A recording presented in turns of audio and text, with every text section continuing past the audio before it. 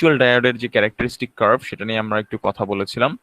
এখানে আমাদের ডায়োডের একটা অতি পরিচিত একটা ক্যারেক্টারিস্টিক কার্ভ, যেটাকে আমরা সাধারণত ডায়োডের ক্যারেক্টারিস্টিক কার্ভ বলে থাকি, বা ডায়োডের আইডি ভিডি কার্ভও বলে থাকি। এই যে আইডি দেখা যাচ্ছে, ওয়াই এক্সিস বরাবর আইডি এবং এক্স এক্সিস বরাবর ভিডি বলে দেখতে পাচ্ছি আমরা।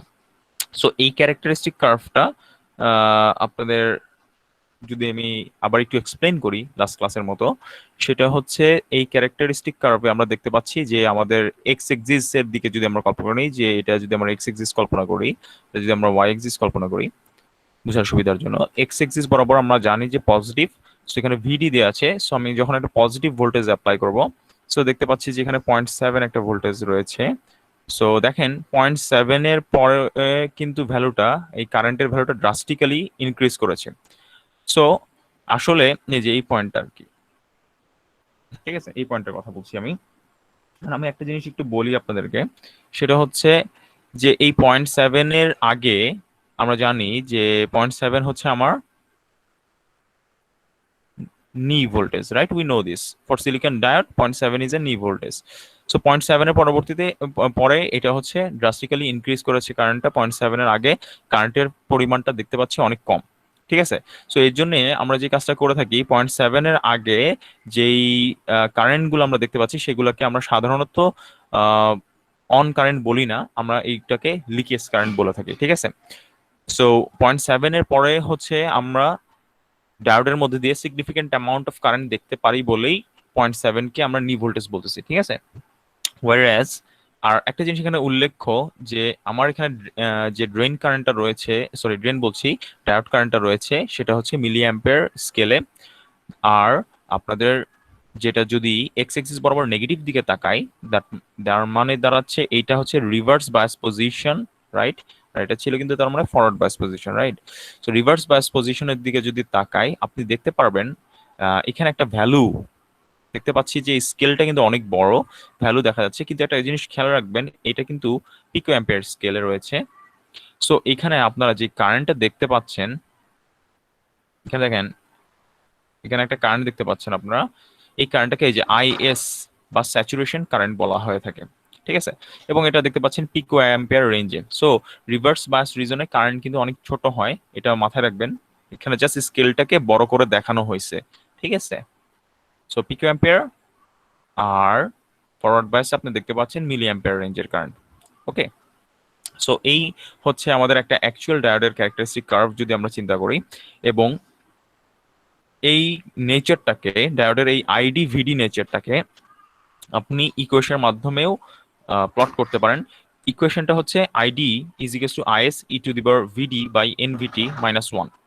আপনি যদি এই ইকুয়েশনটাকে সফটওয়্যার বা বিভিন্ন আপনি নিজে হ্যান্ড ক্যালকুলেশনের মাধ্যমেও যদি এটাকে প্লট করে থাকেন, যদি এঁকে থাকেন, তাহলে দেখতে পারবেন আপনি এই ছবিটা পাবেন, ঠিক আছে। সো এই ছবিটা ইন নেচার প্র্যাকটিক্যাল যে ডায়োড সেটার যেহেতু কাছাকাছি হয়ে যায়, ঠিক আছে। এই ছবিটা যেহেতু ইন নেচার প্র্যাকটিক্যাল ডায়োডের কাছাকাছি হয়ে যাচ্ছে, so it is theoretical, this one is theoretical, this one is practical. So দুইটা যেহেতু কাছাকাছি, সো আমরা যে কাজটা করে থাকি সাধারণত, যে আমরা থিওরিটিক্যাল আন্ডারস্ট্যান্ডিং এর জন্য আমরা ডায়োডের এই ইকুয়েশন গুলা ইউজ করে থাকবো, ওকে। তো এই হলো আপনার একটা ডায়োডের characteristic. So this one is, আবারও বলে দিচ্ছি, এটা হচ্ছে ডায়োডের ক্যারেক্টারিস্টিক কার্ভ, এটাকে বলা হচ্ছে ক্যারেক্টারিস্টিক কার্ভ। আপনাদের যদি কোনো প্রশ্ন থাকে প্রশ্ন করবেন কিন্তু অবশ্যই, ঠিক আছে। ওকে, ডায়োডের ক্যারেক্টারিস্টিক কার্ভ এটা। সো আমরা এই টপিকটা আগেও কভার করেছি, মেজরিটি ক্যারিয়ার্স মাইনরিটি ক্যারিয়ার্স, যে এন টাইপে হচ্ছে আমার মেজরিটি ক্যারিয়ার হচ্ছে ইলেকট্রনস, আর পি টাইপে মেজরিটি ক্যারিয়ার্স হচ্ছে হোলস। মাইনরিটি ক্যারিয়ারের কথা যদি বলি, এন টাইপে হবে হোলগুলো এবং পি টাইপে হবে ইলেকট্রনগুলো, তাই না? সো আমরা এটাও দেখেছিলাম, আমি একটু আপনাদেরকে একটু রিভিউ এর মতোই হয়ে যাবে এই স্লাইডটা। আসলে আমরা এটাও দেখেছিলাম যে যে যদি আমরা একটা ডায়োডকে ফরওয়ার্ড বায়াস করি, তাহলে কারেন্টের ফ্লোটা হয় অ্যারো সাইন যেই দিকে সেই দিকে, যেটাকে আমরা ডায়োড কারেন্ট বলে থাকি সাধারণত। আমরা রিভার্স যে কারেন্টের কথা বলছি সেটাকে আমরা আসলে স্যাচুরেশন কারেন্ট নামে একটি দেখিয়েছিলাম, ছোট্ট একটা ভ্যালু, যেটা সেটা হচ্ছে রিভার্স বায়াস রিজনের জন্য আমরা বলে থাকি। এই স্যাচুরেশন কারেন্টটা কিন্তু মাইনরিটি, আমরা জানি এক্সপ্লেন যখন করেছিলাম, মাইনরিটি ক্যারিয়ারের জন্য ফ্লো করে থাকে স্যাচুরেশন কারেন্টটা। আর ডায়োড কারেন্টটা যেগুলা, সেইগুলা কিন্তু মেজরিটি ক্যারিয়ারের জন্য ফ্লো করে। মনে আছে তো নাকি ভুলে গেছি গাইস? গাইস, জি স্যার, মনে আছে। আচ্ছা, হ্যাঁ, আপনারা যদি রিভিউ না করেন তাহলে কিন্তু আপনারা দেখবেন অনেক কিছু ধরতে কানেক্ট করতে সমস্যা হবে। এর জন্য আমি বলবো একটু রিভিউ, ক্লাসে আসার আগে একটু রিভিউ করে আসবেন। একটু মাইনরিটি ক্যারিয়ার্স গুলো কিভাবে ক্রিয়েট হয় স্যার, একটু একটু বললে ভালো হতো, ভুলে গেছি। আচ্ছা, মাইনরিটি ক্যারিয়ারটা যদি আমি সংক্ষেপে বলি, যেহেতু এইগুলো আমরা আগেও এক্সপ্লেন করেছি, আমি একটু সংক্ষেপে, খুবই খুবই মাইনরিটি ব্যাপারটা আমি খুব সংক্ষেপে একটু আলোচনা করে তারপর চলে যাচ্ছি। সেটা হচ্ছে মাইনরিটি ক্যারিয়ারের যদি আমি কথা বলি, সো আপনারা জানেন যে একটা সেমিকন্ডাক্টর, ধরেন একটা সিলিকন, আমি একটা স্টেপ বাই স্টেপ ইয়া করি, একটা সিলিকন, পিওর সিলিকন যদি আমি নেই, তারপরে সেটাকে কি করলাম, তারপরে আমি সেটাকে ডোপ করলাম। এবং ডোপটা করলাম আমি কোন ধরনের ম্যাটেরিয়াল দিয়ে, ধরেন কথার কথা আপনার আমি পেন্টাভ্যালেন্ট ম্যাটেরিয়াল, তার মানে ফসফরাস দিয়ে ডোপ করছি, ঠিক আছে? ফসফরাস দিয়ে যদি আমি ডোপ করে থাকি, এটা কিন্তু ভ্যালেন্স ইলেকট্রন হচ্ছে আপনার 5, একটু লিখে রাখি আপনাদের সুবিধার জন্য, ভ্যালেন্স ইলেকট্রন হচ্ছে 5, বা পেন্টাভ্যালেন্ট ম্যাটেরিয়াল দিয়ে যদি আমি ডোপ করে থাকি, তাহলে এই পিওর সিলিকনটা, যেটা পিওর সিলিকনকে আরেকটা নামে বলা হয় যে ইন্ট্রিনসিক সিলিকনও বলা হয়, ঠিক আছে? এইভাবে মনে রাখবেন, ইন্ট্রিনসিক সিলিকনও বলা হয়। সো এই ইন্ট্রিনসিক সিলিকন যখন আমি ডোপ করতেছি, তখন কিন্তু সে আর ইন্ট্রিনসিক থাকে না, তখন সেটাকে বলা হয় এক্সট্রিনসিক হয়ে যায়। এক্সট্রিনসিক সিলিকন বলে সেটাকে, অথবা ডোপ সিলিকন বলা হয়। ইন্ট্রিনসিক মানে আনডোপড, এক্সট্রিনসিক মানে ডোপড, ঠিক আছে? সো ধরেন আমি পেন্টাভ্যালেন্ট ম্যাটেরিয়াল দিয়ে ডোপ করলে সেটা কিন্তু এন টাইপ হয়ে যাবে, ঠিক আছে? সো তার মানে স্ট্রাকচারের কথা যদি আমি চিন্তা করি, ব্যাপারটা অনেকটা এরকম, আগে ছিল এরকম, সবদিকে সিলিকন, সবদিকে সিলিকন অ্যাটম ছিল, কথার কথা আমার যে সিলিকন ক্রিস্টালটা ছিল সবদিকে সিলিকন ছিল। কিন্তু এখন পরবর্তীতে যখন আমি ডোপ করলাম, ডোপের পরবর্তীতে চেহারাটা কিরকম হয়ে গেল, বন্ড ফরমেশনের যে মাঝখানে ফসফরাস ঢুকে গেল, চারদিকে কিন্তু ঠিকই সিলিকন রয়ে গেল। এখন বন্ড শেয়ারিং এর যে কনসেপ্টটা রয়েছে, ঠিক আছে, বন্ড শেয়ারিং এর যে কনসেপ্টটা রয়েছে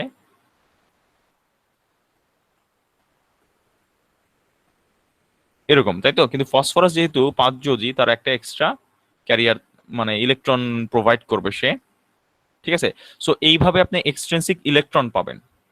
সো এখানে কিন্তু অতিরিক্ত ইলেকট্রন তৈরি হচ্ছে, ঠিক আছে? ফ্রি ইলেকট্রন যেটাকে আমরা বলছি, ফ্রি ইলেকট্রন মানে বন্ডেড না, বন্ধনের বাইরে, সেরকম মুক্ত ইলেকট্রন বা ফ্রি ইলেকট্রন তৈরি হচ্ছে।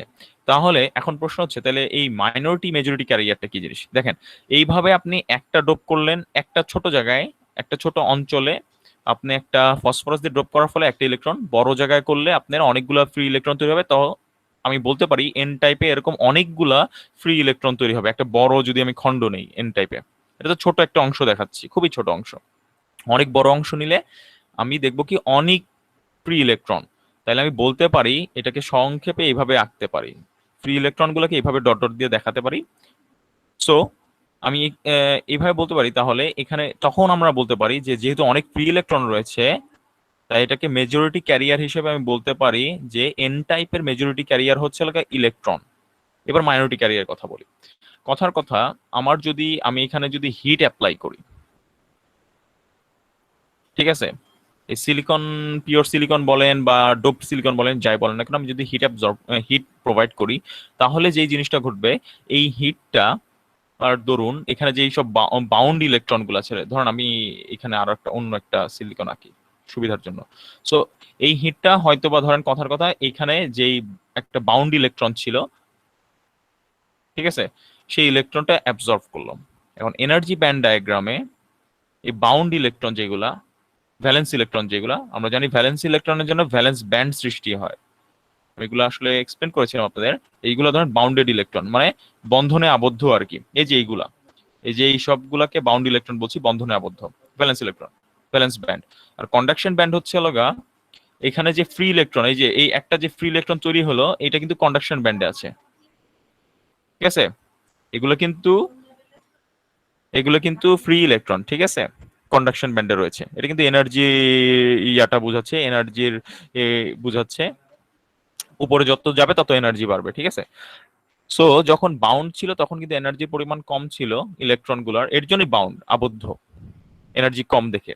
কিন্তু ফ্রি ইলেকট্রন গুলার কিন্তু এনার্জি বেশি থাকে, ঠিক আছে, এর জন্য তারা কন্ডাকশন ব্যান্ডে, এই যেগুলা কন্ডাকশন ব্যান্ডে চলে গেছে। এখন একটা জিনিস চিন্তা করেন, আপনি যদি হিট দেন বা রুম টেম্পারেচারের কথাই যদি চিন্তা করি, রুম টেম্পারেচার মানে 300 কেলভিনের কথা চিন্তা যদি করি, তখন যেটা হবে যে এই 300 কেলভিন কি একটা এনার্জি, এক ফর্ম অফ এনার্জি। এই ফর্ম অফ এনার্জি সে কি করবে, এই বাউন্ড ইলেকট্রন কি করবে, অ্যাবজর্ব করবে। অ্যাবজর্ব করে কি করবে, এখানে একটা এনার্জি গ্যাপ রয়েছে আমি দেখতে পাচ্ছি, এটাকে ব্যান্ড গ্যাপ বলা হয়, ব্যান্ড গ্যাপ বলা হয়। এই এনার্জি গ্যাপ, তো এই ইলেকট্রনটা ধরেন, এই ইলেকট্রনটা এখানে যে ইলেকট্রনটা আমি দেখাচ্ছি, আমি একটু ডিফারেন্ট কালার দিয়ে দেখাই। এই ইলেকট্রনটা, এই ইলেকট্রনটা ধরেন, এই ইলেকট্রনটা বাউন্ড, এখন আবদ্ধ রয়েছে।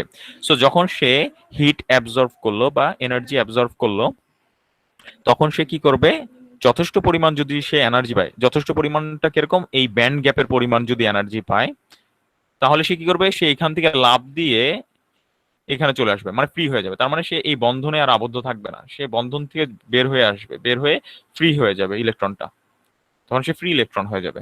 সো বন্ধ লাভ দিবে, এই লাভ দিয়াটা হচ্ছে কি ব্যান্ড গ্যাপ পরিমাণ যদি সে এনার্জি পায়। এটা সিলিকনের জন্য এই পরিমাণটা হচ্ছে 1.1 ইলেকট্রন ভোল্ট, ঠিক আছে? এখন এই পরিমাণ যদি সে এনার্জি পায়, তখন সে ফ্রি হচ্ছে, এই এনার্জিটা পাচ্ছে কিন্তু হিট বা রুম টেম্পারেচার থেকে, ফ্রি হয়ে গেল, তখন সে কন্ডাকশন ব্যান্ডে চলে আসলো। তখন এখানে কিন্তু চিন্তা করে দেখেন, এখন একটা জিনিস খেয়াল করে দেখেন, এইটা কিন্তু নতুন ফ্রি ইলেকট্রন, সে যে জায়গাটা ছেড়ে আসলো, এখানে তো একটা ঘাটতির সৃষ্টি হয়েছে। সে জায়গা থেকে, যে জায়গা থেকে উঠে আসলো, সেই জায়গায় কিন্তু একটা শূন্যতা, এমটিনেস, ঘাটতির সৃষ্টি হয়েছে, রাইট? এই ঘাটতিটাকে তখন বলা হয় কি, হোল। আমার কথা বোঝা যাচ্ছে? এই ঘাটতিটাকে বলা হচ্ছে হোল, জি স্যার, পজিটিভলি, বুঝতে পারতেছি। হ্যাঁ, পজিটিভলি চার্জড হোল। এখন আপনি চিন্তা করেন, রুম টেম্পারেচারে এরকম কিন্তু সব বাউন্ডেড ইলেকট্রন বা বন্ডেড ইলেকট্রন কিন্তু এনার্জি অ্যাবজর্ব করবে না, খুব অল্প সংখ্যক কিছু ইলেকট্রন অ্যাবজর্ব করবে এনার্জি। অ্যাবজর্ব করে সে কি করবে, একটা ইলেকট্রন তৈরি করলো, একই সাথে কিন্তু একটা হোলও তৈরি করলো সে। তো এখন আপনি চিন্তা করেন, একটা silicon dope silicon, N type dope সিলিকনে কি হবে, অনেক বেশি পরিমাণে ডোপিং করা হয়েছে, তার জন্য মেজরিটি ক্যারিয়ার অনেকগুলা ফ্রি ইলেকট্রন তৈরি হয়েছে। কিন্তু এনার্জি অ্যাবজর্পশনের মাধ্যমে, যে আমি যদি হিট দেই, সে এনার্জি অ্যাবজর্ব করলো অল্প কিছু সংখ্যক, তাহলে কি হবে, এই একটা করে ইলেকট্রন তৈরি হবে, তার জন্য কি তৈরি হবে, একটা পজিটিভ হোলও তৈরি হবে। তার মানে এনার্জি বাইরে থেকে, রুম টেম্পারেচার থেকে এনার্জি অ্যাবজর্ব করে একজোড়া হোল ইলেকট্রন হোল পেয়ার তৈরি হবে। এটাকে আমরা এইভাবে বলি ইলেকট্রন হোল পেয়ার, ইএইচপি বলা হয় অনেক সময়, ইলেকট্রন হোল পেয়ার, ঠিক আছে? সো এনার্জি অ্যাবজর্ব করে, বাহ্যিক অবস্থা থেকে এনার্জি অ্যাবজর্ব করে ইলেকট্রন হোল পেয়ার তৈরি করে, ঠিক আছে? সো এখন আপনি একটা জিনিস খেয়াল করেন, এরকম অল্প কিছু ঘটনা ঘটবে, খুব বেশি যে হবে এমন না, অল্প কিছু ঘটবে। তো তখন আপনি খেয়াল করে দেখবেন যে আপনার এন্ড অফ যে সিলিকনটা রয়েছে, সেখানে দেখবেন যে ইলেকট্রনের পরিমাণটাই কিন্তু বেশি, এর জন্য আমরা ইলেকট্রনকে মেজরিটি ক্যারিয়ার বলছিলাম। কিন্তু আপনার যে হোল আছে, সেই হোলের পরিমাণ কিন্তু খুবই অল্প, এর জন্য সেটাকে তখন মাইনরিটি ক্যারিয়ার বলা হয়। বুঝা যাচ্ছে? এটাকে মাইনরিটি ক্যারিয়ার বলা হচ্ছে। একইভাবে এই ঘটনা যদি পি টাইপ ডোপ সেমিকন্ডাক্টরের ক্ষেত্রে ঘটতো, তাহলে আমাদের হোলের সংখ্যা হতো মেজরিটি, মাইনরিটি হতো হচ্ছে ইলেকট্রন। বুঝা যাচ্ছে? স্যার, হ্যাঁ, স্যার যখন আমরা হিট প্রোভাইড করব, তখন কি একটা হোলের সাথে একটা ইলেকট্রনও যাবে স্যার? ইলেকট্রন তৈরি হবে, হ্যাঁ। আপনি জি স্যার, এইভাবে মানে চিন্তা করেন, দুইটা যাবে স্যার। Right right right. আপনি এটা চিন্তা করেন, আপনি এখন একটা ধরেন, কথার কথা, একটা চেয়ারে বসে আছেন, ঠিক আছে, you are sitting on a chair. ধরেন আপনি একটা চেয়ারে বসে আছেন, ঠিক আছে, you are sitting on a chair, ঠিক আছে। এখন আপনি হচ্ছে লাগা নিউট্রাল পজিশনে রয়েছেন, অনেকটা নিউট্রাল পজিশনে রয়েছেন। সো আপনাকে কি আপনি কোনো একটা বাহ্যিক ফোর্সের কারণে, ধরেন আপনি you are bound to get up, আপনি দাঁড়ালেন, ঠিক আছে, তখন আপনার কি চেয়ারটা ফ্রি হয়ে গেল, কিন্তু খালি হয়ে গেল, তাই না? এমটি, চেয়ারটা জি খালি স্যার। হয়ে গেল, তাই না? এমটি। জি sir. So this is actually hole. আর আপনি যে উঠে দাঁড়ালেন, এখন আপনি সচল। আপনি এতক্ষণ বসেছিলেন, আপনি বসেছিলেন, সো আপনি এতক্ষণ কি মুভমেন্টে ছিলেন না, আপনি অচল ছিলেন, বাউন্ডেড ছিলেন। আপনি যখন উঠে জি দাঁড়ালেন তখন আপনি একটা হোল তৈরি করলেন, এমটিনেস তৈরি করলেন, সেটাকে হোল বলতেছি। আর আপনি এখন সচল, মুভ করতে পারতেছেন। আপনাকে তখন আমরা বলতেছি ফ্রি, ফ্রি ক্যারিয়ার ফ্রি বলতেছি, ইলেকট্রন। ফ্রি ইলেকট্রন যেটা, রাইট? হ্যাঁ, বোঝা যাচ্ছে? জি স্যার, বুঝতে পারছি স্যার।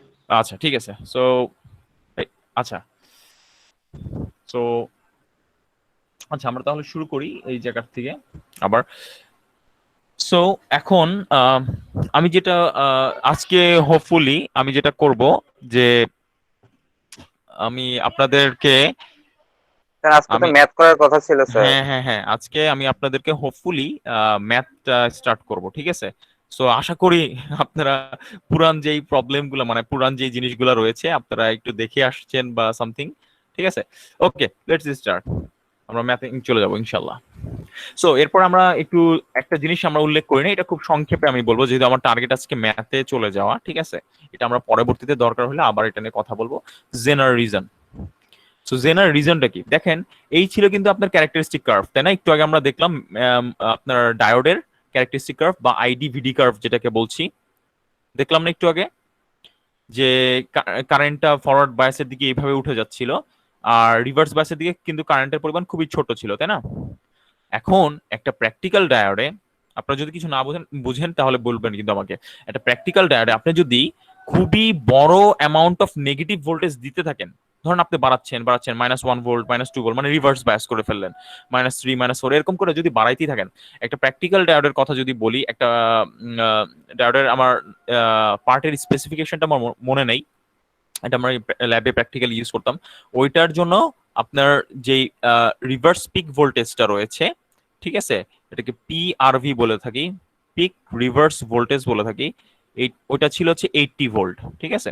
সো আপনার এটা বলতে আসলে বোঝা হয়েছে এই পয়েন্টটা, ঠিক আছে, পিক রিভার্স ভোল্টেজ। এটার মানে কি, আপনি রিভার্স বায়াস করলেন ডায়োডটাকে, তার মানে আপনি ভোল্টেজ অ্যাপ্লাই করছেন ডায়োডে ঠিক উল্টো, এইদিকে মাইনাস এদিকে পজিটিভ অ্যাপ্লাই করলেন, এবং আপনি 80 ভোল্ট পর্যন্ত নিয়ে গেলেন। এর বেশি যদি নেন, 80 ভোল্ট পর্যন্ত নিয়ে গেলেও কোনো সমস্যা হবে না, ওই স্যাচুরেশন পরিমাণ কারেন্ট প্রবাহিত হবে, ঠিক আছে? ওই স্যাচুরেশন পরিমাণ কারেন্ট প্রবাহিত হবে, ঠিক আছে? স্যাচুরেশন পরিমাণ কারেন্ট প্রবাহিত হবে। কিন্তু যদি আপনি 80 ভোল্টের উপরে দিয়ে দেন, তার মানে হচ্ছে এই অবস্থানে আপনি 80-র বেশি বাড়ান, গ্রেটার দেন 80 করে ফেলেন, তার মানে 80.1 করে ফেলেন, ধরেন কথার কথা, তখন দেখতে পাবেন যে খুবই ড্রাস্টিক্যালি কারেন্টের পরিমাণ রিভার্স বায়াসের দিকে বাড়া শুরু করছে। এই কারেন্টটা কিন্তু তখন সিগনিফিকেন্ট অ্যামাউন্ট হবে, এটা কিন্তু অনেক বড় কারেন্ট হয়ে যাবে তখন, এবং খুবই বড় অ্যামাউন্ট অফ কারেন্ট ফ্লো করা শুরু করবে, ঠিক আছে? খুবই বড় অ্যামাউন্ট অফ কারেন্ট ফ্লো করা শুরু করবে তখন। এই কারেন্টটাকে বলা হয়, এই যে আপনারা দেখতেছেন যে এখানে ড্রাস্টিক্যালি কারেন্ট বাড়ছে, এই রিজনটাকে বলা হয় জেনার রিজন, ঠিক আছে? এই রিজনটাকে বলা হয় জেনার রিজন। কিন্তু যেই পয়েন্টে দেখেন, এখানে কিন্তু পিআরভিটা বুঝতে হবে আপনাকে, যেই পয়েন্ট পর্যন্ত আপনি আসলে ভোল্টেজ অ্যাপ্লাই করলে আপনার এই জেনার রিজনে এন্টার করছে না, সেই অংশটাকে, সেই ভোল্টেজটাকে বলা হচ্ছে কিন্তু পিআরভি, পিক রিভার্স ভোল্টেজ বলতেছে, ঠিক আছে? আর যখনই আপনি পিক রিভার্স ভোল্টেজের বেশি ভোল্টেজ অ্যাপ্লাই করতেছেন, দ্যাট মিনস জেনার ভোল্টেজ যেটাকে বলেছি, পিক রিভার্সের বেশি মানেই হচ্ছে জেনার ভোল্টেজ, সেই ভোল্টেজটা অ্যাপ্লাই করতেছেন, তখন সেটাকে বলা হচ্ছে জেনার রিজনে প্রবেশ করছে এবং কারেন্টের পরিমাণ ড্রাস্টিক্যালি বাড়ছে, ঠিক আছে? এই ঘটনাটা আমি হয়তোবা পরে আপনাদেরকে এক্সপ্লেইন করব। এখানে আসলে একটা ফিজিক্সের ব্যাপার আছে, যে কেন আসলে এই ঘটনাটা ঘটে, ঠিক আছে? এই ঘটনাটা কেন ঘটে এটাও একটা ব্যাপার আছে। আহ, কারণ এখন যদি আমি এটা এক্সপ্লেন করতে যাই তাহলে আসলে আপনাদের ম্যাথের যে পোর্শনটা আমাদের টার্গেট, সেটা হয়তো আমরা মিস করব, ঠিক আছে? সো এটা আমরা পরে এক্সপ্লেন করবো হয়তোবা। সো আপাতত জাস্ট ধরে রাখেন, এইটা কিন্তু আপনার ফাইনালি ফুললি একটা ক্যারেক্টারিস্টিক কার্ভ, তাহলে ওইটাতে কিন্তু এই অংশটা ছিল না, খেয়াল করেছিলেন? জেনারেল রিজনের এই অংশটা কিন্তু দেখানো হয়নি একটু আগের যে কার্ভটাতে, কিন্তু এইটা কিন্তু আপনার একটা ফাইনাল কার্ভ, ঠিক আছে?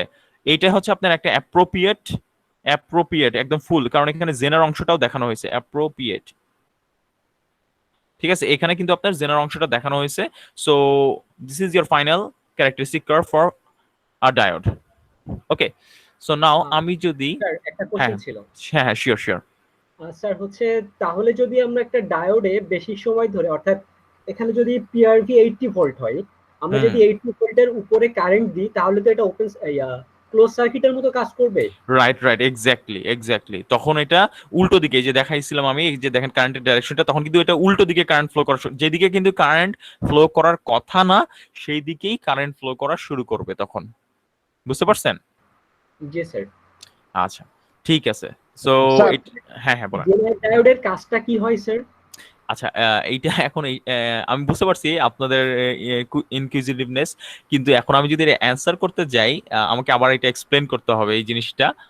ঠিক আছে, এইটা যদি এখন আমি এক্সপ্লেন করতে যাই তাহলে কিন্তু আমাদের আর আমরা যেই টার্গেট করছি যে ম্যাথ ধরবো আজকে, সেটা হয়তো বা আমাদের জন্য একটু ডিফিকাল্ট হয়ে যাবে। এটা আমরা পরে যখন জেনারেল টপিক চলে আসবে নেক্সট ক্লাসে হয়তো বা এটা আমরা ডিসকাস করব, ঠিক আছে? আজকে আমরা আর জেনারে জাস্ট একটা ধারণা নিচ্ছি, জাস্ট এইটা ধারণা নিয়ে নেন যে হ্যাঁ, রিভার্স বায়াস রিজনে আপনি যদি খুবই একটা ভোল্টেজ আছে যেটাকে পিক রিভার্স ভোল্টেজ বলতেছে, ওই পর্যন্ত স্যাচুরেশন কারেন্ট ফ্লো করে, কিন্তু পিক রিভার্স ভোল্টেজের বেশি যদি আমি ভোল্টেজ অ্যাপ্লাই করি রিভার্স বায়াসে, তাহলে কারেন্টটা খুব ড্রাস্টিক্যালি খুবই বেশি পরিমাণ বেড়ে যায় এবং অপোজিট ডাইরেকশনে কারেন্ট ফ্লো করা শুরু করে। আপনি দেখতেই পাচ্ছেন ডায়োডের অপোজিট ডাইরেকশনে কারেন্ট ফ্লো করা শুরু করে। এই রিজনটাকে বলা হয় জেনার রিজন বলা হয় ক্যারেক্টারিস্টিক কার্ভে, ঠিক আছে? আপাতত এই ধারণাটা নিয়ে নেন। আপনাদেরকে আমি নেক্সট ক্লাসে হোপফুলি এটা আমি এক্সপ্লেন করবো, কারণ নেক্সট ক্লাসে আপনারা দেখবেন একটা স্পেশাল টাইপ অফ ডায়োড আমরা আলোচনা করবো যেটার নাম হচ্ছে জেনার ডায়োড। তখন আমরা এই জেনার রিজনের ব্যাখ্যাটা আরো ভালো করে দিব, ঠিক আছে? স্যার একটা কোশ্চেন ছিল স্যার। হ্যাঁ হ্যাঁ, শিওর শিওর।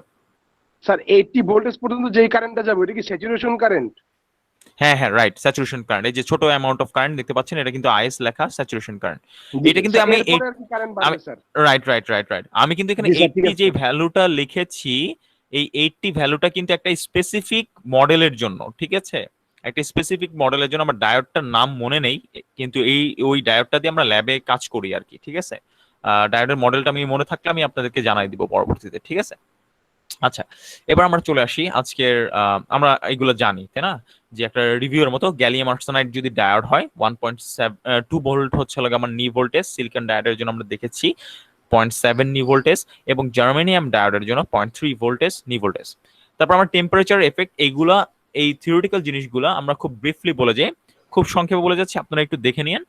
টেম্পারেচার বৃদ্ধি হলে যে ঘটনাটা ঘটে, আপনার আপনার যে ক্যারেক্টারিস্টিক কার্ভটা রয়েছে আমরা দেখেছিলাম, এই যে এই ক্যারেক্টারিস্টিক কার্ভটা ডান দিকে শিফট করে যাবে। তার মানে টেম্পারেচার যদি আপনি একটু টেম্পারেচারটা বাড়িয়ে দেন, তাহলে এই ক্যারেক্টারিস্টিক কার্ভটা দেখতে তখন এরকম হয়ে যাবে, ঠিক আছে?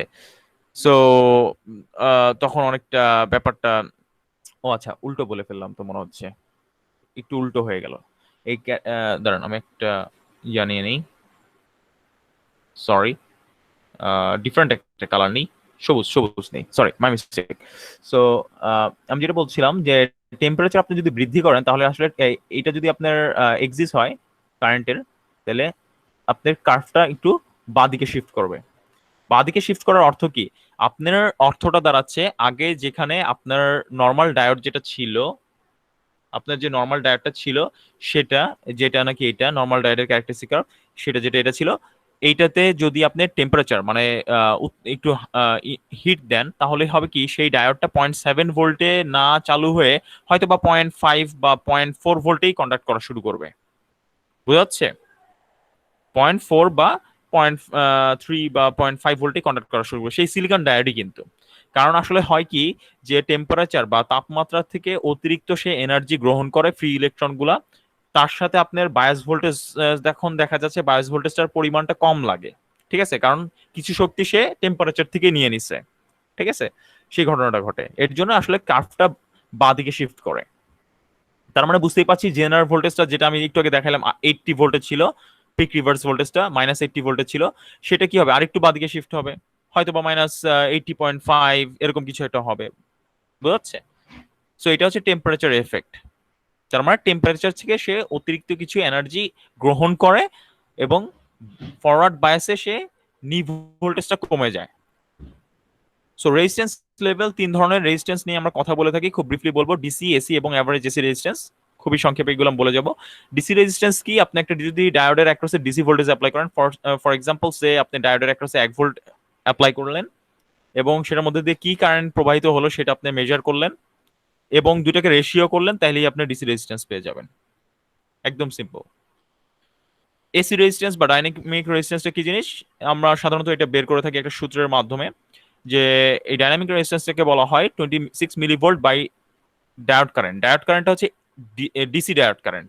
আপনার ডিসিতে ডায়োড যখন টার্ন অন হয় সেরকম একটা কারেন্ট, এবং তার সাথে আরবি একটা ভ্যালু যুক্ত হয়। এই আরবি ভ্যালুটা কি, এটা সাধারণত আপনারা যে ইলেকট্রনিক ডায়োড যদি ইউজ করে থাকেন সেটার ক্ষেত্রে আরবির ভ্যালুটা 0.1 ওহম, আর যদি হাই পাওয়ার ডিভাইস হয় তাহলে এটার ভ্যালু 2 ওহম হয়ে থাকে। সো এটা অ্যাকচুয়ালি সূত্রের মাধ্যমে বের করা হয়ে থাকে। খালি আপনাকে এই আইডি ডায়োডের মধ্য দিয়ে কারেন্টটা আপনাকে উল্লেখ করতে হবে, ঠিক আছে? ডায়োড কারেন্টটা কত এসি তে সেটা আপনাকে বের করে দিতে হবে, ঠিক আছে? এবং অ্যাভারেজ এসি রেজিস্ট্যান্সটা কি? অ্যাভারেজ এসি রেজিস্ট্যান্সটা আসলে খুবই সহজ জিনিস। আপনি যখন একটা এসি ইনপুট দিবেন ডায়োডের মধ্যে, এসি, আমি কিন্তু ডিসির কথা বলছি না, এসি ইনপুট দিবেন ডায়োডের মধ্যে। সো দুইটা ডিফারেন্ট পয়েন্টের জন্য আপনি ধরেন একবার এরকম কোন একটা ভোল্টেজ অ্যাপ্লাই করলেন, তার জন্য একটা কারেন্ট পাবেন। আপনি এরকম একটা কোনো ভোল্টেজ অ্যাপ্লাই করলেন, তার জন্য একটা কারেন্ট পাবেন। তখন কি করবেন, ওই দুইটা ভোল্টেজের পার্থক্য, দুইটা ভোল্টেজের ডিফারেন্স ডিভাইডেড বাই দুইটা কারেন্টের ডিফারেন্স আপনি যদি রেশিও করেন তাহলে সেটাকে অ্যাভারেজ এসি রেজিস্ট্যান্স বলতেছে, ঠিক আছে? এবং ডায়োডের ইকুইভ্যালেন্ট সার্কিট আমরা একটু দেখি। এটা হচ্ছে আমাদের প্র্যাকটিক্যালি ডায়োডটা এরকম বলেছিলাম যে একটা সিলিন্ড্রিক্যাল শেপ দেখতে এরকম। এইটাকে ইকুইভ্যালেন্ট ম্যাথ করার জন্য আমরা তো ম্যাথমেটিক্সে কি ইউজ করব, ম্যাথ করার জন্য অনেকটা এরকম কিছু একটা মডেল ইউজ করা হয়ে থাকে।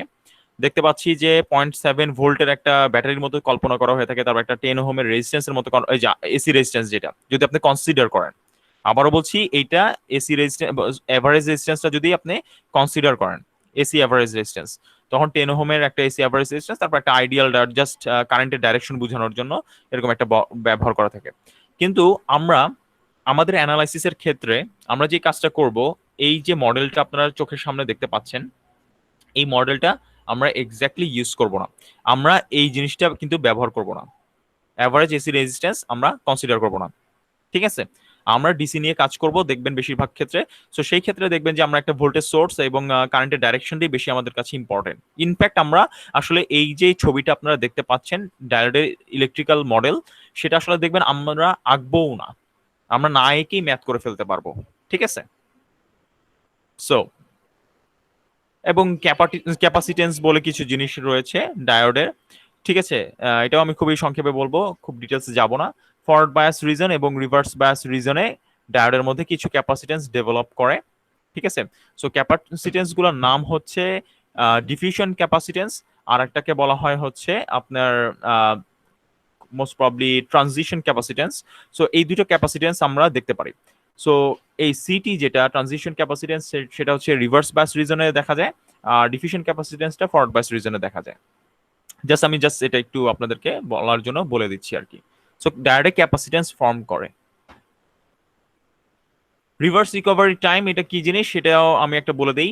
সাধারণত আমরা এক্সপেক্ট করব কি, যে আমরা ডায়োডকে যখন ভোল্টেজ অ্যাপ্লাই করবো, যখন এইটা একটু দেখি, আমরা একটু বোঝার চেষ্টা করি যে ডায়োডকে যখন আমরা ফরওয়ার্ড বায়াস করবো, এই যে দেখতে পাচ্ছেন ফরওয়ার্ড বায়াস করলে কি হবে, একটা কারেন্ট ফ্লো করবে। এই যে দেখতে পাচ্ছি, আপনারা কি সবাই দেখতে পাচ্ছেন? জি স্যার। এই যে দেখেন, এইটা ধরেন একটা সিগনিফিকেন্ট অ্যামাউন্ট অফ কারেন্ট, মানে সুন্দর কারেন্ট ফ্লো করছে, সার্কিটের মধ্যে দিয়ে আপনার সুন্দর কারেন্ট ফ্লো করছে। এখন হঠাৎ আপনি এই জায়গাটা এসে কি করলেন, ডায়োডের মধ্যে ভোল্টেজটা এখানে ধরেন ফরওয়ার্ড বায়াস করে রাখছেন, নি ভোল্টেজ দিয়ে রাখছিলেন, ডায়োডের মধ্যে সুন্দর কারেন্ট কন্ডাক্ট করছে।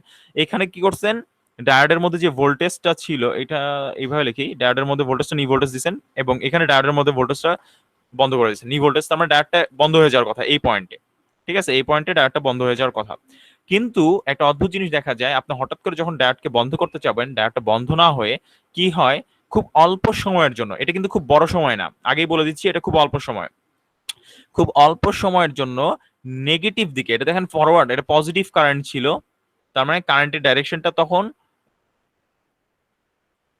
এই দিকে ছিল, ফরওয়ার্ড কারেন্ট ফ্লো করছিল, এটা হচ্ছে আমার ফরওয়ার্ড বায়াস। কিন্তু অল্প সময়ের জন্য কি হয়, যখন আমি ডায়োডটাকে বন্ধ করার চেষ্টা করব, অল্প সময়ের জন্য দেখা যায় যে উল্টো দিকে, রিভার্স দিকে একটা কারেন্ট ফ্লো করা শুরু করে। তার মানে কারেন্টটা ফ্লো করবে কোন দিকে, এই দিকে ফ্লো করা শুরু করে কারেন্ট একটা, ঠিক আছে?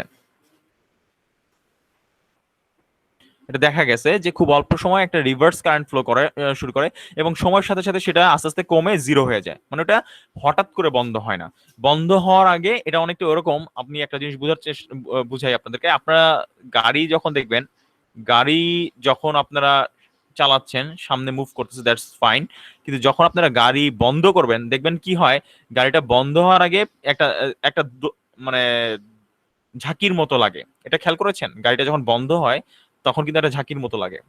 তো তখন কি হয়, মোমেন্টারিলি গাড়িটা একটু পিছন দিকে মানে যায়, অল্প সময়ের জন্য গাড়িটা মানে একদম ওই যে ঝাঁকিটা, যেটাকে বলতেছি ঝাঁকি, ঝাঁকিটা খায় কেন, ঝাঁকিটা লাগতেছে কিন্তু এই কারণেই যে গাড়িটা এতক্ষণ সামনে চলতেছিল, হঠাৎ করে গাড়িটা একটু পিছন দিকে যায়, যার কারণে কিন্তু একটা ঝাঁকির সৃষ্টি হয়।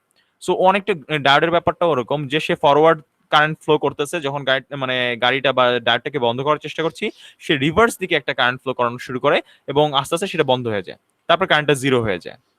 এই জিরো হওয়ার জন্য রিভার্স দিকে যেই সময় থেকে কারেন্টটা শুরু হলো এবং টোটালি যখন কারেন্টটা জিরো হয়, সেই টোটাল টাইমটাকে বলা হয় রিভার্স রিকভারি টাইম, টিআরআর বলা হয়।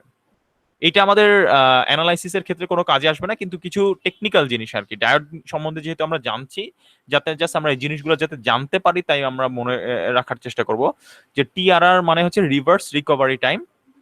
ঠিক আছে, তার মানে এই টিআরআর এ কি হচ্ছে, আপনার খুব অল্প সময়ের জন্য ডায়োডটা রিভার্স বায়াস রিজনে কারেন্ট ফ্লো করাচ্ছে। ঠিক আছে, এই অল্প সময়টা কিরকম, সেকেন্ডেরও অনেক কম, অ্যারাউন্ড মাইক্রো সেকেন্ডের মতো। ঠিক আছে, সো বুঝতেই পারতেছেন এটা আসলে আমাদের সার্কিটে খুব একটা ইম্প্যাক্ট ফেলবে না এবং আমি আসলে দেখতেও পারবো না। আমার কথা বোঝা যাচ্ছে? এটা কিন্তু আমরা সার্কিটে দেখতেও পারবো না যে এটার কোনো ইম্প্যাক্ট আছে। ঠিক আছে, সো এই টিআরআরটাকে বলা হচ্ছে রিভার্স রিকভারি টাইম। ওই গাড়ির কথা চিন্তা করবেন যে গাড়ি আপনি চালাচ্ছেন, সামনে যাচ্ছে, হঠাৎ করে যদি আপনি ব্রেক করেন বা বন্ধ করার চেষ্টা করেন গাড়িটাকে, গাড়ি কি করবে, পিছন দিকে একটু আসবে, তখন একটা ঝাঁকির সৃষ্টি হয়।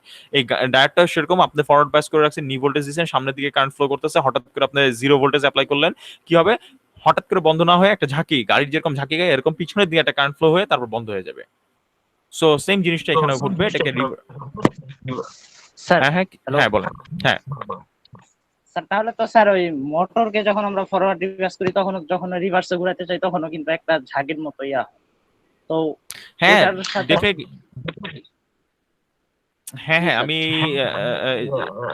আচ্ছা, কথা বোঝা যাচ্ছে না, কেউ মনে হয় প্রশ্ন করতে চাচ্ছে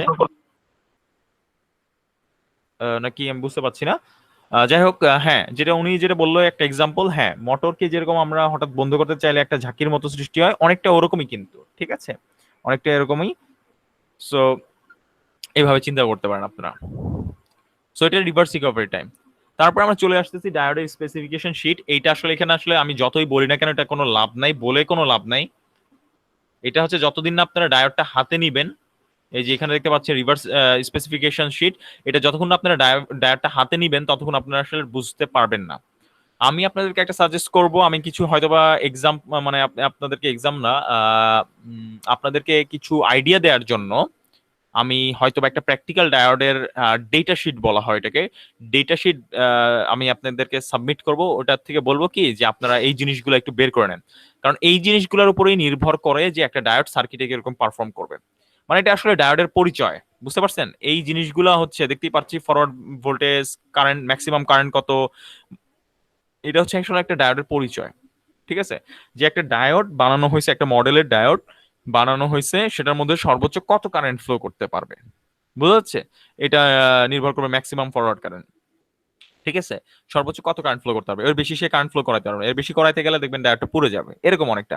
বা একটা যে ডায়োডের কথা বললাম আমরা ল্যাবে যেটা নিয়ে কাজ করি, 80 হচ্ছে রিভার্স ভোল্টেজ, পিআইভি বা পিআরভি বলে। ঠিক আছে, সেই ভোল্টেজটা 80 ভোল্টেজ ছিল। অন্য একটা মডেলের ডায়োডের হয়তো বা এটা 100 ভোল্টেজ বা 200 ভোল্টেজ। আমার কথা বোঝা যাচ্ছে? বা এই যে একটু আগে বললাম রিভার্স রিকভারি টাইম, কোনো একটা ডায়োডের জন্য যেটার যত কম সেটা তত ভালো ডায়োড, বুঝা যাচ্ছে? কোন একটা ডায়োডের দেখা যাচ্ছে রিভার্স রিকভারি টাইম 1 মাইক্রোসেকেন্ড হতে পারে, অন্য একটা মডেলের হতে পারে 5 মাইক্রোসেকেন্ড। আমার কথা বোঝা যাচ্ছে? সো এটা ডিপেন্ড এক একটা ডায়োডের মানে বৈশিষ্ট্য আর কি, ক্যারেক্টারিস্টিক্স। যেমন আপনি একটা গাড়ি কিনেন, আপনি যখন গাড়ি কিনবেন তখন দেখবেন যে গাড়ির স্পেসিফিকেশন শিট থাকে, ওই স্পেসিফিকেশন শিটে বলা থাকে এটা টপ স্পিড কত, টর্ক কত, এক্সিলারেশন কত, 0 to 100 কত সেকেন্ডে যায়, এইসব জিনিস বলা থাকে। কিন্তু অন্য একটা মডেলের গাড়ি যখন আপনি কিনবেন তখন দেখবেন যে হয়তোবা সেটার স্পেসিফিকেশন সেটা বলা আছে যে 0 to 100 যাচ্ছে এত সেকেন্ডে, ডিফারেন্ট একটা সময়, তাই না? সো এটা আসলে আপনার স্পেসিফিকেশন শিট থেকে পাওয়া যায় ডায়োডের ক্যারেক্টারিস্টিক্সটা, যেমনটা আপনি গাড়ির স্পেসিফিকেশন শিট থেকে গাড়ির ক্যারেক্টারিস্টিক্স পাবেন, ঠিক আছে? সো এটা বেশ কিছু ডায়োডের সিম্বল আমরা যদি দেখতে চাই, এটা আমার পিএন জাংশন ডায়োডকে আমরা পিএন জাংশন বলি, আমরা সার্কিটের সিম্বল হিসেবে এটা ইউজ করব। এবং আমরা অন্যান্য যদি প্র্যাকটিক্যাল ডায়োড দেখি তাহলে এটা দেখতে এরকম হয়, অনেক জায়গায় দেখতে এরকম হয়, আপনার ডায়োডটার চেহারাটা এরকমও হতে পারে বা এরকমও হতে পারে। সো এরকম বেশ কিছু চেহারার ডায়োড রয়েছে। সো অন্যান্য ধরনের কিছু ডায়োড রয়েছে যেটাকে বলা হয় জেনার ডায়োড বলা হয়, এলইডি বা লাইট এমিটিং ডায়োড বলা হয়, বা ডায়োড অ্যারে রয়েছে। ডায়োড অ্যারে জিনিসটা কি, যে এটা একটা আইসির মতো।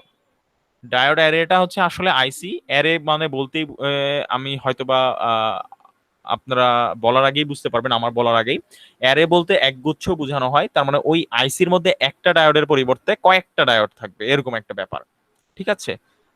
সো জেনার ডায়োডটা আমরা আসলে পড়বো, এটা আমাদের খুব কাজে লাগবে, এটার অনেক প্র্যাকটিক্যাল সার্কিট রয়েছে এবং এলইডিরও অনেক প্র্যাকটিক্যাল সার্কিট রয়েছে। এটাও আমরা, এটা এলইডি হুবহু ডায়োডেরই মতো বাই দ্য ওয়ে। সো এলইডির যে টপিকটা সেটা আমি খুব সংক্ষেপে আপনাদের আলোচনা করি, এটা হয়তো বা এত ইন ডিটেলস আমি আপনাদেরকে বলবো না। দেখতে পাচ্ছি আমরা কি এই ছবিটা দেখতে পাচ্ছি এলইডির এখানে সবাই? আচ্ছা, সো এটা পি টাইপ, এটা এন টাইপ, দেখতেই পাচ্ছি। হোল হচ্ছে এই সাদাগুলা, এন টাইপে ইলেকট্রন, মেজরিটি ক্যারিয়ার হচ্ছে এইগুলা, ঠিক আছে? সো যখন আপনি এটাকে ফরওয়ার্ড বায়াস করবেন, এই যে দেখতেই পাচ্ছেন পজিটিভটা পি তে, নেগেটিভটা এন এ, তার মানে এটা ফরওয়ার্ড বায়াস, কারেন্ট কন্ডাক্ট করবে ফ্রম লেফট টু রাইট, ভালো কথা। যখন কারেন্ট কন্ডাক্ট করবে যে ঘটনাটা ঘটবে, এই যে দেখেন নিচে আমি ছবিও দিয়ে দিয়েছি, নিচের এইগুলো হচ্ছে ওই যে ভ্যালেন্স ইলেকট্রন, এই যে ভ্যালেন্স ব্যান্ড, নিচেরটা হচ্ছে ভ্যালেন্স ব্যান্ড, উপরটা কন্ডাকশন ব্যান্ড। সো এখানে কি হয়েছে দেখেন, এখানে কন্ডাকশন ব্যান্ডে অনেকগুলো, এটা কিন্তু দেখেন এটা কিন্তু বোঝা খুবই ইম্পর্টেন্ট আপনাদের জন্য, এটা একটু ভালো করে বুঝবো আমরা। এই স্পেশাল টাইপ অফ যে ডায়োডটা, কন্ডাকশন ব্যান্ডে যে ফ্রি ইলেকট্রনস গুলা রয়েছে আমরা দেখতে পাচ্ছি, তাই না? এই যে ফ্রি ইলেকট্রনস গুলো রয়েছে সেগুলা কি করে, একটা প্রসেস আছে, এটাকে বলে রিকম্বিনেশন। কি বললাম গাইস? রিকম্বিনেশন। স্যার এইটা কি? রিকম্বিনেশন। হ্যাঁ, রিকম্বিনেশন। এখন আমি এটা বুঝাই আপনাদের এই জিনিসটা কি। একটু আগে আমি যখন দেখিয়েছিলাম হিট অ্যাবজর্ব করে, এটা আমি একটু, একটা মিনিট, আমি এটা না হলে আপনাদের একটু বুঝতে কষ্ট হতে পারে এটা। একটু আগে যে এখানে যে প্রসেসটা আমি দেখিয়েছিলাম, এই যে মনে আছে এখান থেকে যে এনার্জি অ্যাবজর্ব করে একটা ভ্যালেন্স ব্যান্ড থেকে কি হয়েছিল, এনার্জি অ্যাবজর্ব করে এই যে কতটুকু পরিমাণ এনার্জি, 1.1 ইলেকট্রন ভোল্ট পরিমাণ, সিলিকনের ক্ষেত্রে 1.1 ভোল্ট পরিমাণ ইলেকট্রন মানে এনার্জি অ্যাবজর্ব করে সে কি করলো, ফ্রি ইলেকট্রন হয়ে গেল, তাই না? আমি দেখিয়েছিলাম না এটা, তাই তো? Yes sir. এখন এলইডি তে যে জিনিসটা হয়, একটা অদ্ভুত জিনিস হয়, এই ঘটনাটা যেটা মানে এনার্জি অ্যাবজর্ব করে ভ্যালেন্স ব্যান্ড থেকে কন্ডাকশন ব্যান্ডে চলে গেল, ঠিক আছে? এনার্জি অ্যাবজর্ব করে ভ্যালেন্স থেকে কন্ডাকশন, এই যে ভ্যালেন্স ব্যান্ড থেকে কন্ডাকশন ব্যান্ডে চলে গেল এনার্জি অ্যাবজর্ব করে, কি পরিমাণ এনার্জি, ইজি পরিমাণ এনার্জি অ্যাবজর্ব করে, সেটাকে আমরা বলছি জেনারেশন। কি বলতেছি? জেনারেশন। কেন জেনারেশন বলছি? জেনারেশনের অর্থ কি কেউ আমাকে বলতে পারবেন? জেনারেশনের অর্থ কি? উৎপাদন, বলে না কারেন্ট, ইলেকট্রিসিটি জেনারেশন, হ্যাঁ, বিদ্যুৎ উৎপাদন। হ্যাঁ, জেনারেশন মানে উৎপাদন। কি উৎপাদন হয়েছে এখানে আমাকে কেউ বলতে পারবেন? কি উৎপন্ন হয়েছে, কি মনে হচ্ছে কি উৎপন্ন হয়েছে এখানে? জেনারেশন, ফ্রি ইলেকট্রন এবং hole. Right right, electron hole pair উৎপন্ন হয়েছে, ইএইচপি, তাই না? আমার কথা বোঝা যাচ্ছে? জেনারেশনের মাধ্যমে কি তৈরি হয়েছে, ইলেকট্রন হোল পেয়ার। এবং জেনারেশনটা হয়েছে কিভাবে, ওই যে এনার্জি অ্যাবজর্ব করে বাইরের রুম টেম্পারেচারের হিট এনার্জি, হিট যে এনার্জিটা ছিল সেটা অ্যাবজর্ব করে ইলেকট্রন হোল পেয়ার তৈরি করছে, তাই তো? বুঝতে পারছি? এটা কি বুঝেছি সবাই? স্যার। আচ্ছা, এইবার দেখেন এলইডি তে কি হয়। এবার কিন্তু আমি এলইডির কথা বলছি। এই যে ফ্রি কন্ডাকশন ব্যান্ডে কি রয়েছে, এগুলো কি ফ্রি ইলেকট্রন না? এগুলো কি ফ্রি ইলেকট্রন না গাইস? জি স্যার, ফ্রি ইলেকট্রন। এই ফ্রি ইলেকট্রন গুলো যদি কোনো কারণে এনার্জি যেটা অ্যাবজর্ব করেছিল সেটা যদি ছেড়ে দেয়, ছেড়ে দিয়ে এসে আপনার যেই জায়গাটাও খালি রেখে গিয়েছিল হোলটা আর কি, সেটার সাথে মিলিত হয় আবার নিউট্রাল হয়ে যায়, মিলিত হয়ে যদি আবার নিউট্রাল হয়ে যায় সেটাকে বলা হয় রিকম্বিনেশন। তার মানে এটার ফ্লোটা কিরকম, কন্ডাকশন ব্যান্ড থেকে কোন দিকে আমি যাচ্ছি, ভ্যালেন্স ব্যান্ডে যাচ্ছি। এবার আমি এনার্জি ছেড়ে দিচ্ছি, আমার কাছে ফ্রি ইলেকট্রন যেহেতু, তার মানে আমার এনার্জি ছিল, তাই তো? ফ্রি ইলেকট্রন কি এনার্জি ছিল, এবার আমি এনার্জিটা কি করলাম, ছেড়ে দিলাম, এমিট করতেছি, রাইট? এনার্জিটা আমি ছেড়ে দিচ্ছি, এনার্জিটা কন্ডাকশন ব্যান্ড থেকে এনার্জি ছেড়ে আমি কি করলাম, ভ্যালেন্স ব্যান্ডে ফেরত আসলাম, এবং যেই ফাঁকা জায়গাটা আমি রেখে গিয়েছিলাম সেই ফাঁকা জায়গাটা এসে আমি বসে পড়লাম, সেটাকে বলা হচ্ছে কি, রিকম্বিনেশন। রিকম্বিনেশন। গুড, সেটাকে বলছি রিকম্বিনেশন। বুঝতে পারছি? এই রিকম্বিনেশনের মাধ্যমে কি হয়, যেই ইলেকট্রন হোল পেয়ার তৈরি হয়েছিল জেনারেশনে, ঠিক আছে, জেনারেশনে যেটা তৈরি হয়েছিল সেটা কিন্তু হারায় যায়, ইলেকট্রন হোল পেয়ার। দেখতেই পাচ্ছেন একটা ইলেকট্রন এবং একটা হোল কিন্তু হারায় গেল, রাইট? দেখতে পাচ্ছি এটা, একটা ইলেকট্রন Yes, sir. আর একটা হোল হারায় যাবে। কিন্তু এখানে কিন্তু একটা ইম্পর্টেন্ট জিনিস হচ্ছে, সে হচ্ছে ইলেকট্রনটা যেই পরিমাণ এনার্জি অ্যাবজর্ব করছিল, ইলেকট্রনটা যেই পরিমাণ এনার্জি অ্যাবজর্ব করছিল সেই পরিমাণ এনার্জি কিন্তু ছেড়ে দিছে, রাইট? স্যার কোনো এনার্জি খরচ হবে না স্যার? হ্যাঁ হ্যাঁ, স্যার কোনো এনার্জি খরচ হবে না এই জন্য স্যার? এই যে এনার্জি তো ছেড়েই দিচ্ছে সে, এই যে দেখতে পাচ্ছি এনার্জি যে ছেড়ে দিছে, এই যে এটা ইজি, দেখতে পাচ্ছি। জি স্যার।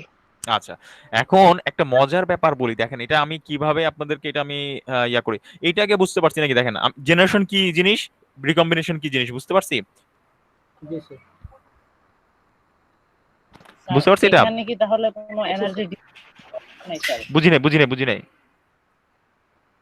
আবার একটু গাইস, কথাটা বুঝি নাই। আচ্ছা, কথা বোঝা যাচ্ছে না গাইস। Hello hello hello. হ্যাঁ বলেন প্রশ্ন করেন। স্যার আচ্ছা, এখন বোঝা যাচ্ছে? হ্যাঁ এখন বুঝতে পারছি, বলেন প্রশ্নটা করেন। স্যার আচ্ছা, আমি তাহলে বলি, আমি এখানে একটু কোনো এনার্জি হ্যাঁ ডিসিপেট হয় নাই, তাই? না, এই যে হচ্ছে এনার্জি ছেড়ে দিচ্ছে। আচ্ছা, জেনারেশনে কি হয়, জেনারেশনের ব্যাপারটা কিন্তু এরকম যে জেনারেশনে কিন্তু এনার্জি অ্যাবজর্ব করে, তাই তো? এনার্জি নিয়ে নিচ্ছিল, ইলেকট্রন এনার্জি নিয়ে, তাই তো? ইলেকট্রন, এই যে এটা এইভাবে দেখাইতে পারি, এই যে এনার্জির সাইনটা এরকম করে দেখাই আমি, তাহলে আপনাদের সুবিধা হবে। ব্যান্ড গ্যাপ পরিমাণ এনার্জি অ্যাবজর্ব করছিল, মানে এনার্জি অ্যাবজর্ব করে সে কি করছে, লাফ দিয়ে কন্ডাকশন ব্যান্ডে উঠে গেল, মানে ফ্রি হয়ে গেল আর কি, বন্ধন থেকে বের হয়ে আসলো এনার্জি অ্যাবজর্ব করে। এটা ছিল হিট, মনে চিন্তা করেন হিট, এই যে এটা, ঠিক আছে, ঢেউ যেটা আঁকছি আমি। এনার্জি অ্যাবজর্ব করলো, সে আগে কি ছিল, তার জায়গায় বসেছিল সুন্দর ভ্যালেন্স ব্যান্ডে, বন্ধনে আবদ্ধ ছিল, এই যে ইলেকট্রনটা দেখতে পাচ্ছি। পরে বাহ্যিক হিট অ্যাবজর্ব করে বা ব্যান্ড গ্যাপ পরিমাণ এনার্জি অ্যাবজর্ব করে সে কি করলো, ভ্যালেন্স ব্যান্ড থেকে মুক্ত হয়ে কন্ডাকশন ব্যান্ডে চলে গেল। তার মানে কিন্তু তার কাছে এখন একটা এনার্জি আছে, আমার কথা বুঝে যাচ্ছে? এই যে এনার্জি অ্যাবজর্ব করলো। আর রিকম্বিনেশনে যে ঘটনাটা ঘটে, রিকম্বিনেশনে হচ্ছে সে এনার্জি কি করে, ইমিট করে বা ডিসিপেট করে এনার্জি, বুঝতে পারছি, ছেড়ে দেয় সে। তার মানে আপনার দুইটা জিনিস এখানে ইম্পর্টেন্ট জিনিস, একটা হচ্ছে জেনারেশনে কি হচ্ছে, একটা ইলেকট্রন হোল পেয়ার তৈরি হচ্ছে, এনার্জি গ্রহণ করতেছিল আসলে সেখানে। আর আপনার রিকম্বিনেশনে ইলেকট্রন হোল পেয়ার, একটা রিকম্বিনেশনের জন্য একটা ইলেকট্রন হোল পেয়ার হারিয়ে যাচ্ছে, সেখানে কি হচ্ছে, ইলেকট্রনটা এনার্জি ছেড়ে দিচ্ছে, বুঝতে পারছি? ঠিক উল্টা জিনিস, জেনারেশনের ঠিক উল্টাটা হচ্ছে রিকম্বিনেশন, বুঝতে পারছি? জি স্যার। আচ্ছা, সো এটা সবাই বুঝতে পারছি? পারছি sir. Yes sir. Okay fine, very good. So এখন দেখেন মজার ব্যাপার খেয়াল করেন, এখানে তো এনার্জি ছেড়ে দিচ্ছে, তাই তো? রিকম্বিনেশনে কি হচ্ছে, এনার্জি ছেড়ে দিচ্ছে, ইজি, তাই না? দেখতে পাচ্ছি ইজি, পারছি ইয়েস স্যার। এনার্জি ছেড়ে দিচ্ছে। এইবার কিন্তু খুবই ইম্পর্টেন্ট, এটা মনোযোগ দিয়ে বুঝতে হবে। তাহলে এনার্জি যেই এনার্জিটা ছেড়ে দিচ্ছে সেটা তো ব্যান্ড গ্যাপ পরিমাণ এনার্জি। আমরা দেখলাম যে এনার্জি যেটা ছেড়ে দিচ্ছে সেই এনার্জির পরিমাণটা ব্যান্ড গ্যাপ। এখন ইন্টারেস্টিং জিনিস যে সিলিকন যেটা, সিলিকন কিন্তু আপনার সিলিকনের যে অপটিক্যাল প্রপার্টি এটা কিন্তু ভালো না। ঠিক আছে, মানে এইটা যেই অ্যামাউন্ট অফ ব্যান্ড গ্যাপ, এটার ব্যান্ড গ্যাপ যেটা সেটা হচ্ছে 1.1 ইলেকট্রন ভোল্ট। ঠিক আছে, আপনারা জানেন একটা সূত্র, আমি জানি হয়তোবা বেশিরভাগই আপনারা এই সূত্রটা হয়তোবা দেখেছেন হয়তোবা, যে E is equals to H nu। এই সূত্রটা কি সাথে আপনারা পরিচিত? Yes sir. জি স্যার। জি স্যার। সো এই ইটা কি বাঁদিকে লেফট হ্যান্ড সাইডে এনার্জি, তাই তো? So energy is equals to এইচটা কি কেউ বলতে পারবেন? Sir Planck's constant. Sir Planck Planck's constant into নিউটা কি কেউ বলতে পারবেন? Nu times anyone? Sir frequency. Frequency, very good. আরে আপনারা তো অনেক ভালো জানেন। ঠিক আছে, এনার্জি স্যার টাইমস। এইবার আমরা এই কোর্সটা করতেছি তো স্যার কেমিস্ট্রি, ওই জন্য। ও ভেরি গুড, নাইস। সো এখন দেখেন ডিকম্বিনেশনের সময় সেই একটা এনার্জি ছাড়তেছিল, তাই না? এইবার দেখেন আস্তে আস্তে মজার ব্যাপারটা এখন আপনারা বুঝতে পারবেন। এখন আপনার যে ইলেকট্রোম্যাগনেটিক ওয়েভ বুঝি আমরা, ইলেকট্রোম্যাগনেটিক ওয়েভ ইএমডব্লিউ, জি স্যার। ঠিক আছে? এই ইলেকট্রোম্যাগনেটিক ওয়েভের আমি আরো ইনফরমেশন দিই আপনাদের। ইলেকট্রোম্যাগনেটিক ওয়েভের একটা ব্যান্ড আছে, সেই ব্যান্ডটা কতটুকু আপনার রাফলি অ্যাবাউট 400, হ্যাঁ 400 ন্যানোমিটার। এটা আমি ল্যামডা দিয়ে দেখাচ্ছি। ল্যামডা মানে বুঝি ওয়েভ লেন্থ, ইয়েস স্যার। ঠিক আছে? 400 ন্যানোমিটার থেকে 700 ন্যানোমিটার পর্যন্ত এই যে ব্যান্ডটা আপনার, এটা কি একটা ব্যান্ড, তাই না? Visible. এটা ভালো একটা চওড়া ব্যান্ড, 400 ন্যানোমিটার থেকে 700 ন্যানোমিটার। এই ব্যান্ডটা কিন্তু ভিজিবল। ভিজিবল মানে কি? মানুষ চোখে দেখে, বুঝতে পারছেন?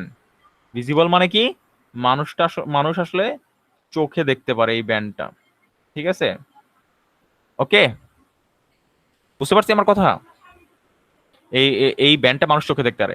এখন আপনি যদি ডান দিকে যান, ঠিক আছে, বা বাঁ দিকে যান, ঠিক আছে, সো মোস্ট প্রবলি আমার এক্স্যাক্টলি মনে নেই, মোস্ট প্রবলি ডান দিকে মনে হয় ইনফ্রারেড রে যেটাকে বলি সেটা, আর বাঁ দিকে মনে হয় হচ্ছে বলি আলট্রা ভায়োলেট, বাঁ দিকে। ঠিক আছে, আমার ঠিক খেয়াল নাই, ব্যান্ডটা আপনারা দেখে নিতে পারেন। সো এটা কিন্তু দেখতেছেন মিটারে দেয়া, তার মানে আসলে ওয়েভ লেন্থের কথা বলছি আমি, আসলে ওয়েভ লেন্থের কথা বলছি,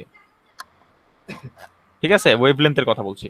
এখন আপনি চিন্তা করতে পারেন যে কি হলো স্যার, ওয়েভ লেন্থ 400 ন্যানোমিটার, 400 থেকে 700 ন্যানোমিটার মানুষ চোখে দেখতে পারে, এইটার কথা বলতেছে কেন? মজার ব্যাপার খেয়াল করে দেখবেন, এই সূত্রটা কি সবাই দেখছি?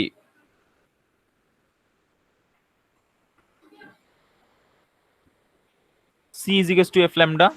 জি স্যার।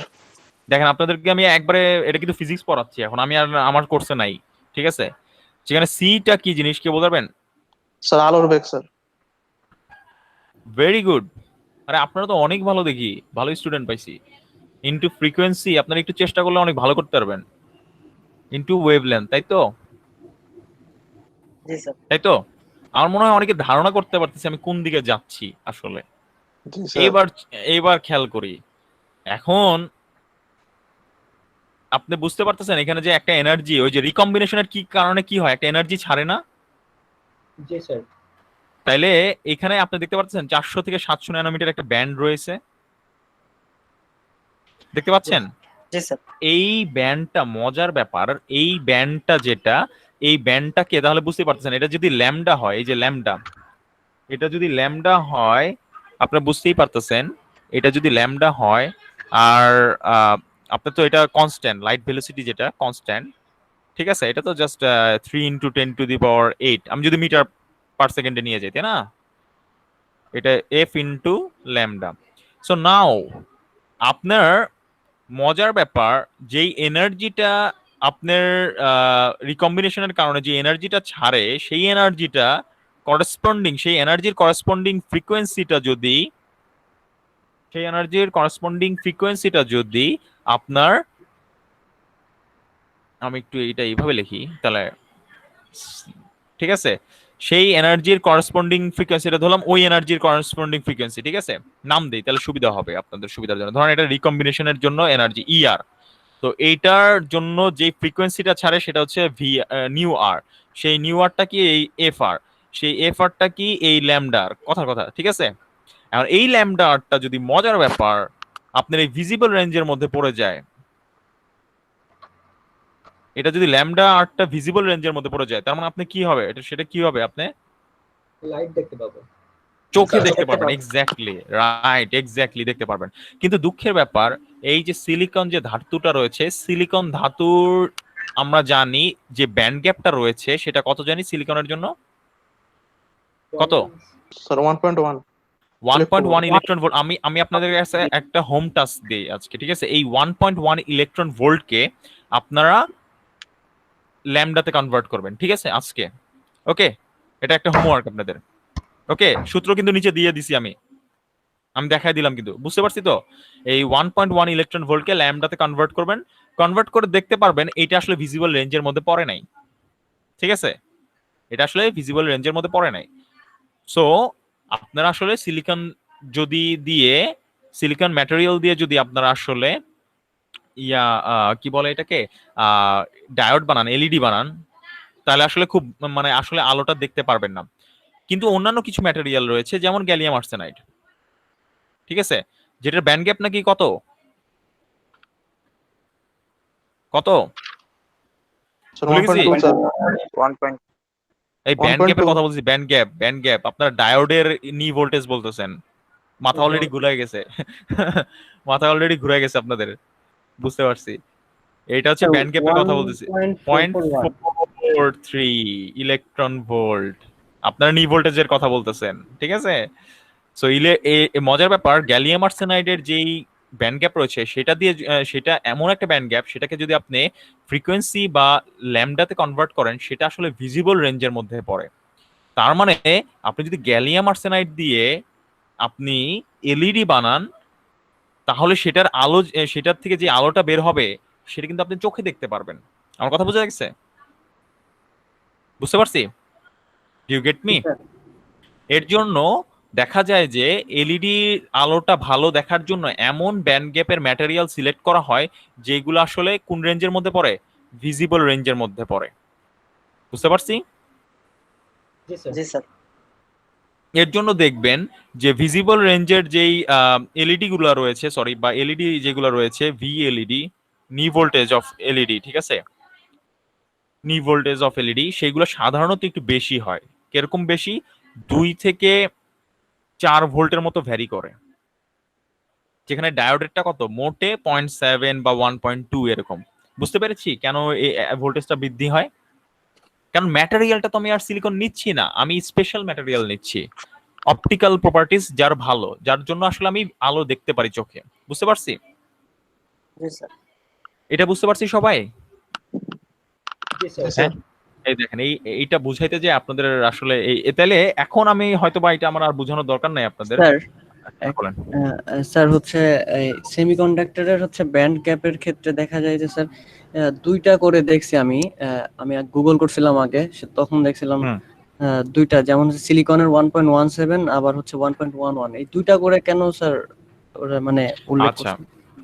এইটা আবার আমি গ্যালিয়াম আর্সেনাইডের হচ্ছে স্যার ওরা উল্লেখ করছে হচ্ছে আপনার 1.52 একটা আর 1.43 একটা, তো এরা আচ্ছা দুইটা আচ্ছা আচ্ছা আচ্ছা আচ্ছা আচ্ছা আমি বুঝতে পারছি ওনার প্রশ্নটা, যে উনি গুগল করছে। এটা আমি খুবই ভালো একটা কথা বলবো যে উনি সার্চ করছে, এটা একটা খুবই ভালো জিনিস, এটা আপনারাও করলে ভালো হবে। আর আমি কিন্তু আপনাদের একটা হোম টাস্ক দিছি, সেটা হচ্ছে লাগে আপনারা আজকে গ্যালিয়াম আর্সেনাইডের জন্য এবং সিলিকনের জন্য আপনারা ল্যামডাটা বের করবেন, ঠিক আছে।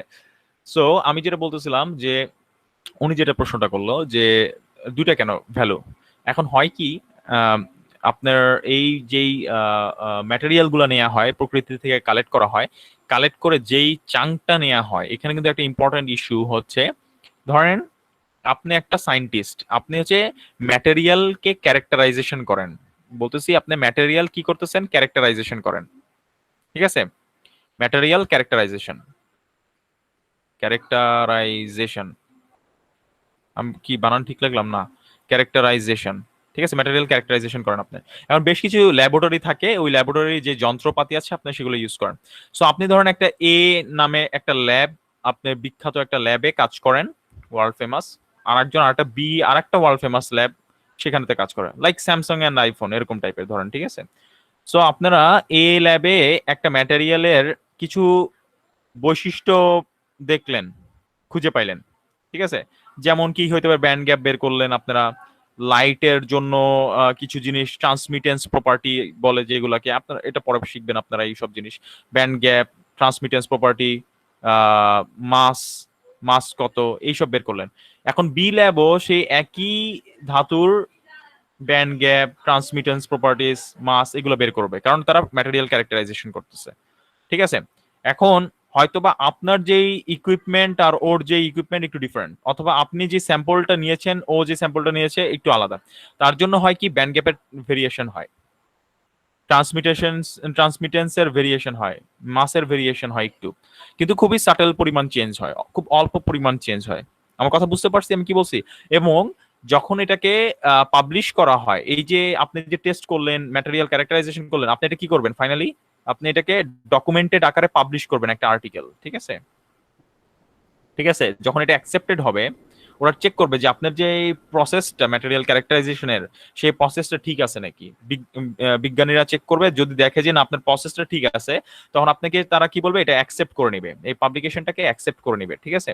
যখন এটা অ্যাকসেপ্ট হয়ে গেল, আপনার যে ডাটাটা আপনি পাইছেন এখানে, সেই ডাটাটা কিন্তু ফরএভার এই ম্যাটেরিয়ালের জন্য রেকর্ডেড হয়ে গেল। যেমন সিলিকনের জন্য আপনি দুইটা ভ্যালু বললেন, হয়তো একটা এ ল্যাবে করা হয়েছে, একটা বি ল্যাবে করা হয়েছে, এবং দুইটাই পাবলিকেশন করা হয়েছে। আমার কথা বুঝে গেছে? So there is some variation. আমি এর কি বুঝাইতে পারছি নাকি দেখেন? জি স্যার, বুঝতে পারছি। আচ্ছা, ঠিক আছে। কিন্তু ওয়াইডলি অ্যাকসেপ্টেড হচ্ছে সিলিকনের ক্ষেত্রে 1.1 ইলেকট্রন ভোল্ট, ঠিক আছে। ওয়াইডলি অ্যাকসেপ্টেডটা আমরা চিন্তা করবো। যাই হোক, আমরা অনেক কথাবার্তা বলে ফেললাম, আবার চলে আসি আজকের টপিকে। সো আমি হয়তোবা আপনারা ধারণা করতে পারতেছেন, যখন ফরওয়ার্ড বায়াস করা হয়, এই ইলেকট্রনগুলো সহজভাবে চিন্তা করলে, এই যে দেখতে পাচ্ছেন ইলেকট্রন লালগুলা, হোলগুলা বাম দিক থেকে ডান দিকে, ইলেকট্রনগুলো ডান দিক থেকে বাঁ দিকে যাবে। সো ইলেকট্রনগুলো কি হবে, এই যে হোলের সাথে মিশে যাবে, রিকম্বিনেশন ঘটবে, একটা আলো, এই যে অ্যারো সাইন দিয়ে দেখানো হচ্ছে, একটা আলো বের হবে, সেই আলোটা আপনি চোখে দেখতে পারবেন। বা ব্যান্ড গ্যাপের পার্সপেক্টিভ থেকে, কন্ডাকশন ব্যান্ড থেকে ভ্যালেন্স ব্যান্ডের সাথে যে হোলগুলো আছে সেখানে রিকম্বিনেশন ঘটবে, একটা আলো, এই যে লাইট বের হবে, সেটা আপনি চোখে দেখতে পারবেন। প্র্যাকটিক্যালি এলইডি ডায়োডগুলো দেখতে এরকম হয়, একটা ছোট পা থাকে, একটা বড় পা থাকে। বড় পাটা হচ্ছে অ্যানোড, দেখতে পারতেছেন লম্বা লেগ, সেটা অ্যানোড, আর শর্ট লেগ যেটা সেটা হচ্ছে ক্যাথোড, ঠিক আছে। এবং এলইডি একটা হুবহু নর্মাল ডায়োডের মতো কাজ করে, ঠিক আছে। এবং এটার নি ভোল্টেজটা সিলিকনের থেকে বড় হয়, সাধারণত 2 থেকে 4 ভোল্টের মতো হয়ে থাকে। সো এরপর আসতেছি জেনার ডায়োড। জেনার ডায়োডের যে সিম্বলটা আমরা দেখে রাখবো, জেনার ডায়োড দেখতে এরকম, দেখেন একটা ঢেউ দেখা যাচ্ছে দুই সাইডে। জেনার কিন্তু একটা স্পেশাল ডায়োড, এটা আমরা পরে এক্সপ্লেইন করবো যে এটা কি জিনিস। এটা আসলে জেনার ডায়োডটা আমি জাস্ট একটা জিনিস বলে দিই, এটা রিভার্স বায়াস রিজনে কাজ করে। কোন রিজন বললাম? কোন রিজনে কাজ করে জেনার ডায়োডটা? Reverse bias. Reverse bias. খালি আপাতত এইটা জেনে রাখেন আপনারা, যে জেনার ডায়োড রিভার্স বায়াস রিজনে কাজ করে। এবং জেনার ডায়োডের ভোল্টেজ গুলো কিরকম 1.8 ভোল্ট থেকে শুরু করে 200 ভোল্ট পর্যন্ত হয়ে থাকে রিভার্স বায়াস রিজনে, ঠিক আছে। আবার বলছি, জেনার ডায়োড 1.8 থেকে 200 ভোল্ট পর্যন্ত হয়ে থাকে, রিভার্স বায়াস রিজনে কাজ করে, এবং এটার ডায়োডের সিম্বলটাও দেখতে একটু ডিফারেন্ট, ঠিক আছে। ওকে, ফাইন। এটা কিন্তু নরমাল ডায়োড না, জেনার ডায়োড। জেনার ডায়োড জেনার রিজনে কাজ করবে, এটা আমরা পরে এক্সপ্লেইন করব হোপফুলি কালকে, নেক্সট দিন আর কি। এলইডি তো বললাম যে সাধারণত এখানে লিখছি 2 থেকে 3 ভোল্ট, কিন্তু আর একটু বেশিও হয়, 2 থেকে 4 ভোল্টের মতো হয়ে থাকে। এটার সিম্বলটা দেখতে এরকম, জাস্ট একটা অ্যারো সাইন দেওয়া হয়। নরমাল ডায়োড একটা অ্যারো সাইন দেওয়া হয় দুইটা, এলইডি বোঝানোর জন্য। So sir. এরপরে হ্যাঁ, আচ্ছা, এলইডি তো নি ভোল্ট 2 থেকে 3 ভোল্ট, এখন নি ভোল্টেজের উপরে ভোল্ট গেলে কি এলইডি পুড়ে যাবে? যদি আপনি ওটার অ্যাক্রসে, হ্যাঁ, এখন ভালো একটা কোশ্চেন করেছেন, কিন্তু ভ্যালিড প্রশ্ন। আপনি যদি 2 থেকে 3 ভোল্ট ধরেন, আপনি একটা লাল এলইডি নিছেন, লাল এলইডির জন্য সাধারণত 2 ভোল্ট হয় নি ভোল্টেজ। আপনি সেটার অ্যাক্রসে যদি 3 ভোল্ট অ্যাপ্লাই করেন, কি হবে?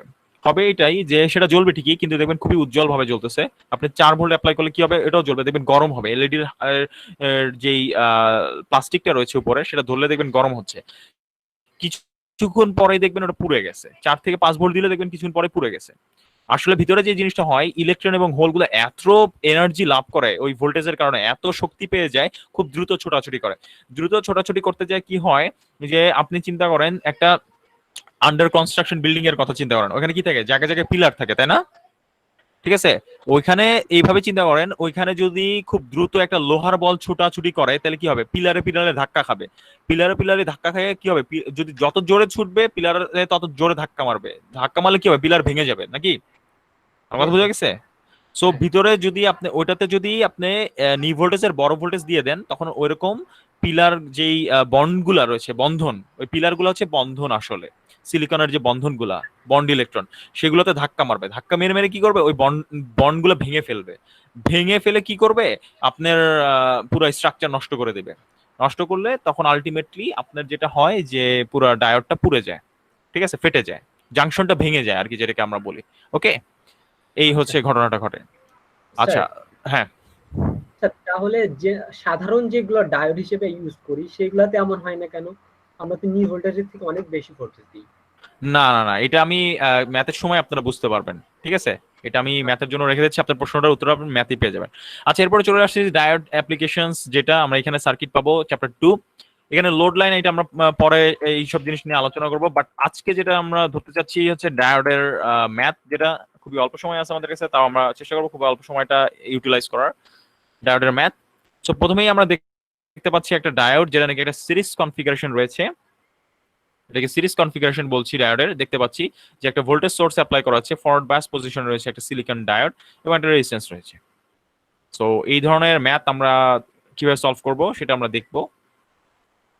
সো এবার দেখি, যদি আমি এখানে সবাই আমার দিকে আমার সাথে একটু ইন্টারঅ্যাক্ট করতে হবে। এখন আমি এখানে ই মানে যে ভোল্টেজটা আর কি, এখানে যদি আমি ই এর ভ্যালুটা যদি 0 অ্যাপ্লাই করি, তাহলে ডায়োডটা কি ফরওয়ার্ড বায়াস হবে নাকি রিভার্স বায়াস হবে? বা Sir, no no bias? bias. No bias. No bias, no bias, No bias, তার মানে no ওটা bias. ওপেন সার্কিট হয়ে থাকবে না? জি স্যার। তাহলে মানে এটার মধ্যে কোনো কারেন্ট কন্ডাক্ট করবে না, রাইট? জি স্যার। আচ্ছা, কতক্ষণ পর্যন্ত হবে না? আমরা ধরে নিব 0.7 ভোল্ট না দেওয়ার আগ পর্যন্ত কোনো কারেন্ট কন্ডাক্ট করবে না। ওকে, জি স্যার। Okay fine. সো কারেন্টের ভ্যালু 0, সো এটা নিয়ে নতুন করে আলোচনা করার কিছু নেই। এইবার আমি হুবহু আপনাদের যে এক্সাম্পলের একটা ম্যাথ রয়েছে সেটা আমি জাস্ট এখানে তুলে ধরছি। যদি দেখেন এখানে প্রবলেমটা খেয়াল করেন, এখানে একটা সিরিজ ডায়োডের কনফিগারেশন রয়েছে, এটা একটা সিলিকন ডায়োড, তার মানে 0.7 হচ্ছে নি ভোল্টেজ, এটা আপনাদের মনে রাখতে হবে। এখানে একটা রেজিস্ট্যান্স নেওয়া হচ্ছে 2.2 কিলো ওহম, আর এখানে একটা ভোল্টেজ অ্যাপ্লাই করা হচ্ছে 8 ভোল্ট, ঠিক আছে। এখন এইটা যদি আপনি ম্যাথমেটিক্যালি সলভ করেন, বললাম যে এখানে ভিডি, ভিআর এবং আইডি বের করতে, তাহলে কি হবে? ফার্স্ট অফ অল আপনি ভিআরটা যদি বের করতে চান, ভিআর ইজ প্রিটি সিম্পল, ভিআরটা বের করি আমরা। ভিআরটা কেভিএল করে বের করা যায়, কিন্তু আমি সরাসরি বের করতে পারি। সরাসরি যদি বের করতে চাই তাহলে এটা এরকম হয়ে যায় ই মাইনাস ভি কে। আর যদি কেউ এটা না বুঝেন, কেভিএল করে করতে পারেন। কেভিএল করে করলে আমি এই পয়েন্ট থেকে যাত্রা শুরু করব, তারপর আবার ঘুরে ফিরে এই পয়েন্টে আসবো। তো এই পয়েন্ট থেকে যাত্রা শুরু করলে minus E plus V K মানে নি ভোল্টেজ, যেটা পজিটিভ, তারপর plus VR is equals two 0, right? এখন এটাকে যদি আপনি ভিআরটা তো আপনি বের করতে যাচ্ছেন, বাকি দুটো ওই সাইডে পাঠিয়ে দিলে দেখেন ই মাইনাস ভি কে হয়ে যায়, তাই না?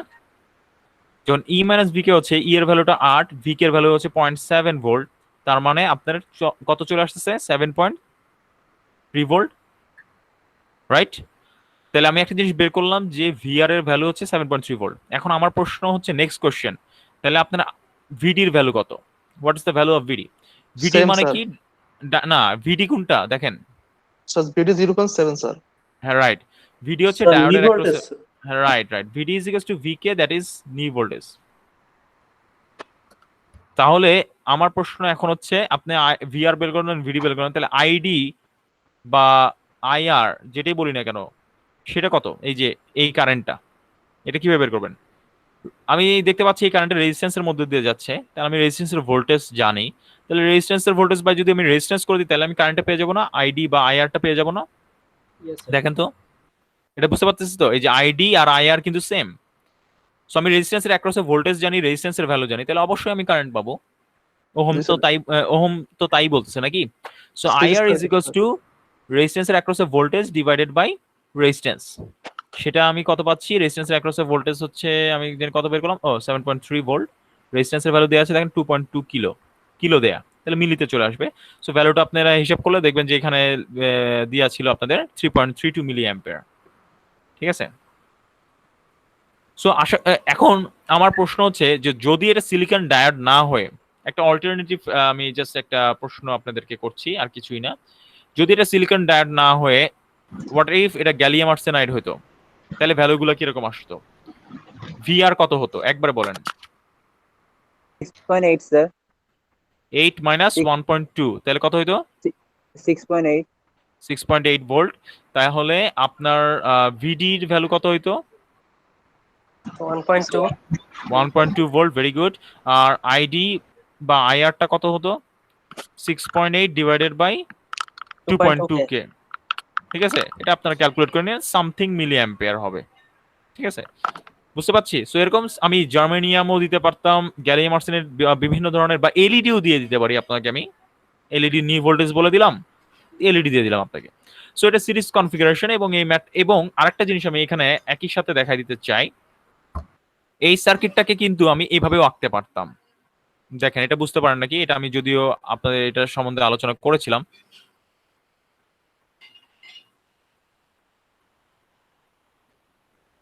একই সার্কিট কিন্তু দেখেন, এটা কি আমি এইভাবে আঁকতে পারি সার্কিটটাকে? আমি এটা এক্সপ্লেন করেছিলাম কিন্তু। পারি স্যার। জি স্যার, সেম স্যার। একই সার্কিট, একদম সেম সার্কিট।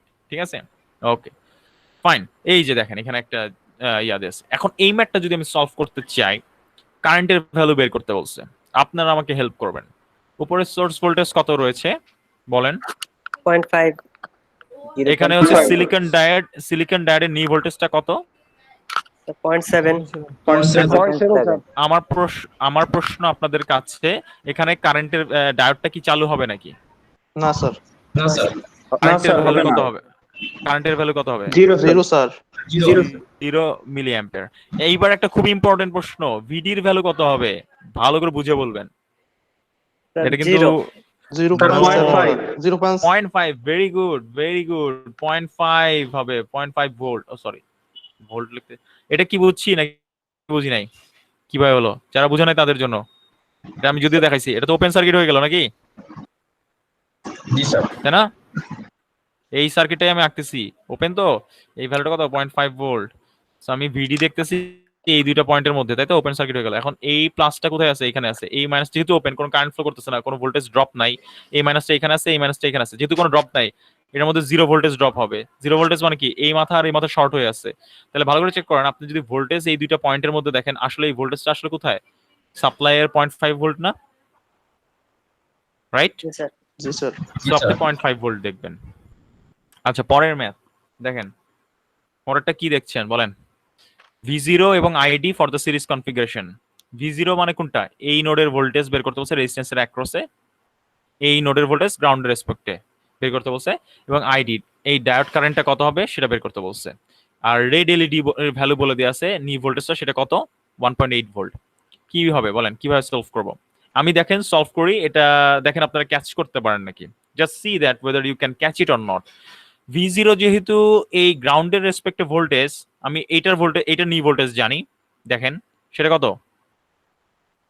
1.8 sorry 0.7 0.7 sir. এটার কত? 1.8 1.8। তাইলে দেখেন তো এটা লিখতে পারি নাকি আমি? আমি এই নোড থেকে এই নোডের দিকে যদি, কারেন্ট তো একটাই, সিরিজে রয়েছে না এটা কনফিগারেশনটা? জি স্যার। রাইট। সো তাহলে দেখেন, আমি নোডালের যে কনসেপ্ট সেটার থেকে আমি বলতে পারি যে V0 এর ভ্যালুটা কি হবে। দেখেন এটা কি বলা যায়? দেখেন তো V0 এর ভ্যালুটা, যে এটা বুঝতে পারি নাকি। দেখেন আমি এই নোডের ভোল্টেজ বের করতেছি, তাহলে কি হবে? এইটা মাইনাস এটা মাইনাস এটা হয়ে যাবে। জি স্যার। আমার কি মাউস পয়েন্টার দেখা যায়?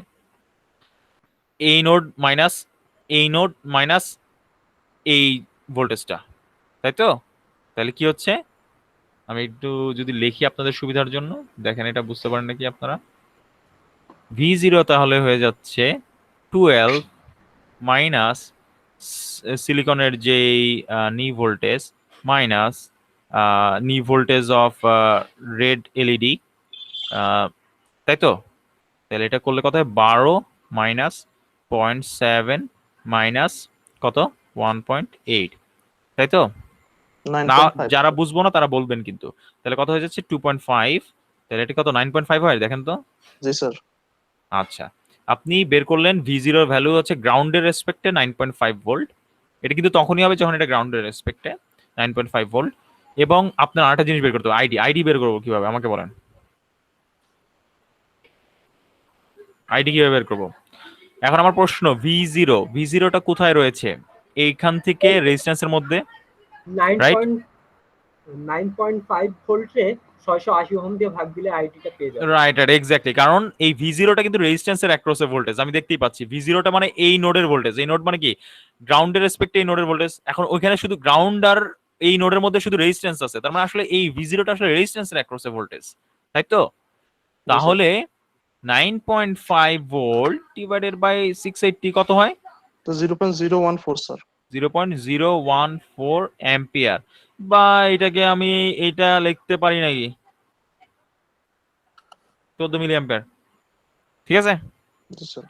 বুঝতে পারতেছি। সিরিজ জি স্যার। কনফিগারেশন দেখলাম কিন্তু, ঠিক আছে।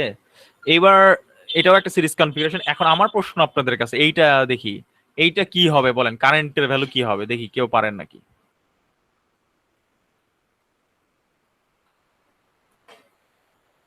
এই আগে চিন্তা করেন, 0 অ্যাম্পিয়ার। কেন 0 অ্যাম্পিয়ার বলতে হবে? কারণ দেখেন এটা ফরওয়ার্ড বায়াস, নো ডাউট এটা ফরওয়ার্ড বায়াস, তাই তো? জি স্যার। First একটা এটা। ফরওয়ার্ড একটা রিভার্স। এইটা রিভার্স, এটা রিভার্স হয়ে গেল কি ওপেন সার্কিট হয়ে স্যার যাবে, ওপেন। স্যার হ্যাঁ। কারেন্ট তো ফ্লো হবে না স্যার। কারেন্ট ফ্লো হবে না। এবার আমার প্রশ্ন আপনার কাছে আবারও, VD2 দেখতে পাচ্ছি, VD2 এর অ্যাক্রসে ভোল্টেজ কত বুঝে বলবেন। স্যার হ্যাঁ হ্যাঁ 20 volt. 20 volt, good, very good. VD2 হচ্ছে তাহলে আপনার 20 ভোল্ট হয়ে যাচ্ছে, কারণ এটা ওপেন সার্কিট হয়ে যাবে, ফুল ভোল্টেজ সেটার অ্যাক্রসে চলে আসবে। ওকে, তারপরে সো এই যে এখানে আরেকটা ম্যাথ আছে, এইটা আমি একটু দেখাবো। এটাও সিরিজ কনফিগারেশন।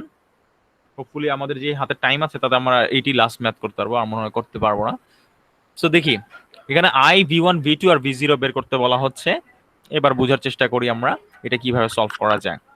এখানে আমি দেখতে পাচ্ছি আগে যেরকম সুন্দর ইয়া ছিল, মানে ডায়োড ছিল, ডায়োড থাকলে কিন্তু ডায়োডের ভোল্টেজটা আমরা বাদ দিয়ে দিতে পারতাম। কিন্তু এখানে মাঝখানে রেজিস্ট্যান্স চলে আসাতে আমরা জানি না রেজিস্ট্যান্সের অ্যাক্রসে ভোল্টেজ ড্রপ কত। রেজিস্ট্যান্সের অ্যাক্রসে ভোল্টেজ ড্রপ তখনই আমরা জানতে পারবো যদি আমরা এর মধ্যে কারেন্টটা জানতে পারি।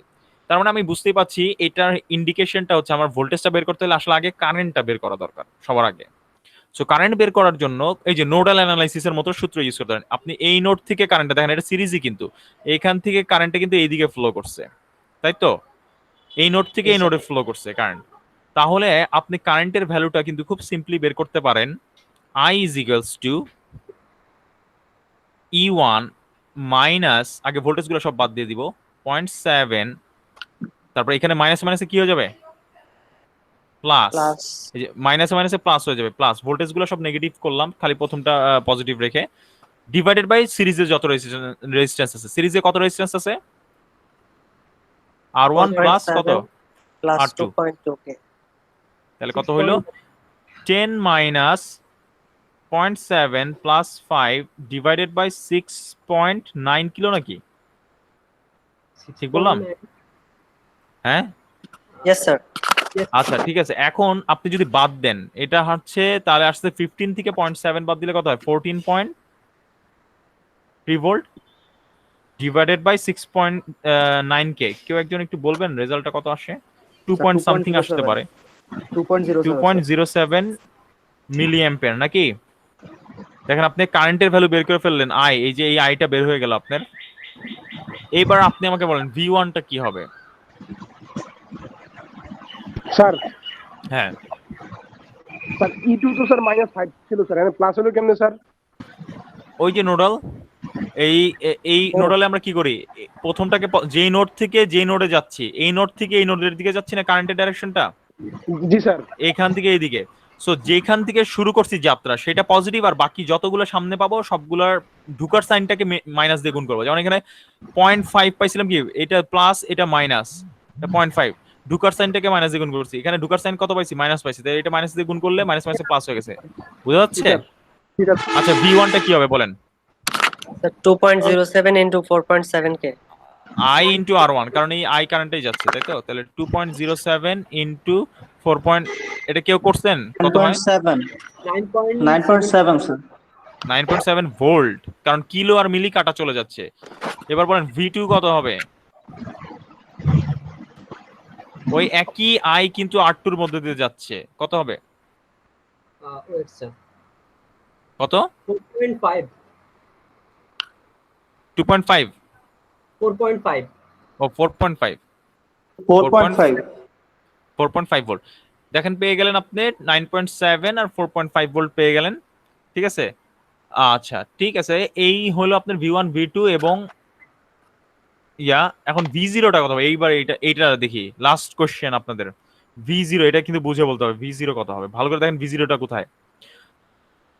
আমার প্রশ্ন আপনার কাছে, V0 কোন ভোল্টেজটা? এই নোড আর V2 তো V2 আর আমি V0 শেষ করি। 1 মিনিট এইটাই আমি আগে জিজ্ঞেস করি। V0 কি আপনার এই নোড, ভালো করে দেখেন আমার প্রশ্ন ভালো করে বুঝতে হবে আমি কি বলতেছি। এই নোড এবং এই নোডের মধ্যে ভোল্টেজ, তার মানে V0 কি V2 এর সমান, নাকি V0 হচ্ছে এই নোড এবং গ্রাউন্ডের মধ্যে ভোল্টেজ? স্যার উপরের নোড আর গ্রাউন্ডের মধ্যকার ভোল্টেজ। এক্স্যাক্টলি, আপনার নোডালে কিন্তু তাই শিখছেন, রাইট? এই নোডটা মানে কি, এই নোডের ভোল্টেজটা মানে কি, এই নোডের ভোল্টেজ কিন্তু গ্রাউন্ডের রেসপেক্টে, তার মানে এই নোডের ভোল্টেজটাও কিসের চাচ্ছে? গ্রাউন্ডের রেসপেক্টে চাচ্ছে না? জি স্যার। তাহলে V2 কি আর V0 সেম হবে? না হবে ভালো করে বুঝে বল। নো না, স্যার, কারণ তাহলে V2 হচ্ছে একটা এই নোডে আর একটা কিন্তু এইখানে, এটা কিন্তু E2 এর সাথে আছে। তাহলে আপনার V0 বের করতে হলে এই নোড এবং গ্রাউন্ডের মধ্যে ভোল্টেজটা বের করতে হবে। এখন আমার প্রশ্ন আবার আপনার কাছে, কিভাবে বের করব? আমাকে বুঝাই বলেন কিভাবে বের করব, দেখি বুদ্ধিমানরা কি চিন্তা করতেছে। What are you sir guys V2 minus, thinking? Sir V2 minus E2, V2 minus V0 বলতেছেন আপনি, হচ্ছে V2 মাইনাস E2। জি স্যার। তাহলে কি দাঁড়াচ্ছে তাহলে? 4.5 মাইনাস 5 মাইনাস প্লাস 5 ভোল্ট, তাই তো? ঠিক আছে, ঠিক হইলো? আমি জানতে চাচ্ছি আপনাদের কাছে। জি স্যার, এটাই তো হওয়ার কথা sir. Sure? Not sure. Sure না স্যার। না স্যার, বলেও যদি এটা হয়ও কেন হইলো, আপনি এটা কেন বললেন? আমার প্রশ্ন হচ্ছে এটা, আমি এটাই জানতে চাবো আপনার কাছে, কেন বললেন আপনি, কেন বললেন? আচ্ছা আমি জাস্ট এই অংশটা এঁকে দেখাই আপনাদেরকে লাস্ট, ঠিক আছে? এই অঙ্কটা, এই সাইডের অংশটা এঁকে দিব, বাকিটা আমি আপনাদের উপরে ছেড়ে দিচ্ছি। আমার এটা বের করতে হবে। এখানে একটা রেজিস্ট্যান্স আছে, ঠিক আছে? এইটাকে আমি আলাদা করে আঁকি আপনাদের সুবিধার জন্য। ওকে, দেখেন E2টা আমি আঁকতেছি, আমার মনে হয় অনেকেরই এখনো কনফিউশন আছে, তার জন্য আমি আঁকতেছি। এটা প্লাস এদিকে দিলাম, মাইনাস এদিকে দিলাম, তাহলে আমি ভ্যালুটা দিতে পারি -5। এখানে কি আছে? গ্রাউন্ড আছে, তাই তো? আর এটা হচ্ছে V2, এটা প্লাস এটা মাইনাস। এইবার আপনারা আমাকে বলেন দেখি, এইবার পারেন নাকি আপনারা? কেভিএল করেন। আমার তো গ্রাউন্ড থেকে না, এটা গ্রাউন্ডের মধ্যে, তো কেভিএল করলে কি আসে? আমি অ্যান্টি ক্লকওয়াইজে যদি কেভিএল করি, এদিক দিয়ে যদি কেভিএল করি, তাহলে -V0, তারপর এখানে আসতেছি, এদিক দিয়ে ঘুরে এখানে আসলাম, plus sir V2 plus E2 হইতো। প্লাস E2, আবার কিন্তু ফেরত আসছি এখানে, তাই না? Equals to 0। তাহলে V0 ইজিক্যালস টু কি দাঁড়াচ্ছে? V0 ভ্যালু কত? -V2 নাকি? ও সরি, ভুল বলছি, প্লাস V2 প্লাস E2 না? ঠিক বললাম? V0 ইজিক্যালস টু প্লাস, তাহলে দুইটা যোগ করলে কত হয়ে যায় বলেন দেখি? প্লাস হইতো স্যার। কত হয় দুইটা যোগ করলে? তাহলে 4.5 মাইনাস 5, এই 1.12 কি হইলো? 4.5 মাইনাস মাইনাস 0.5। Right, exactly.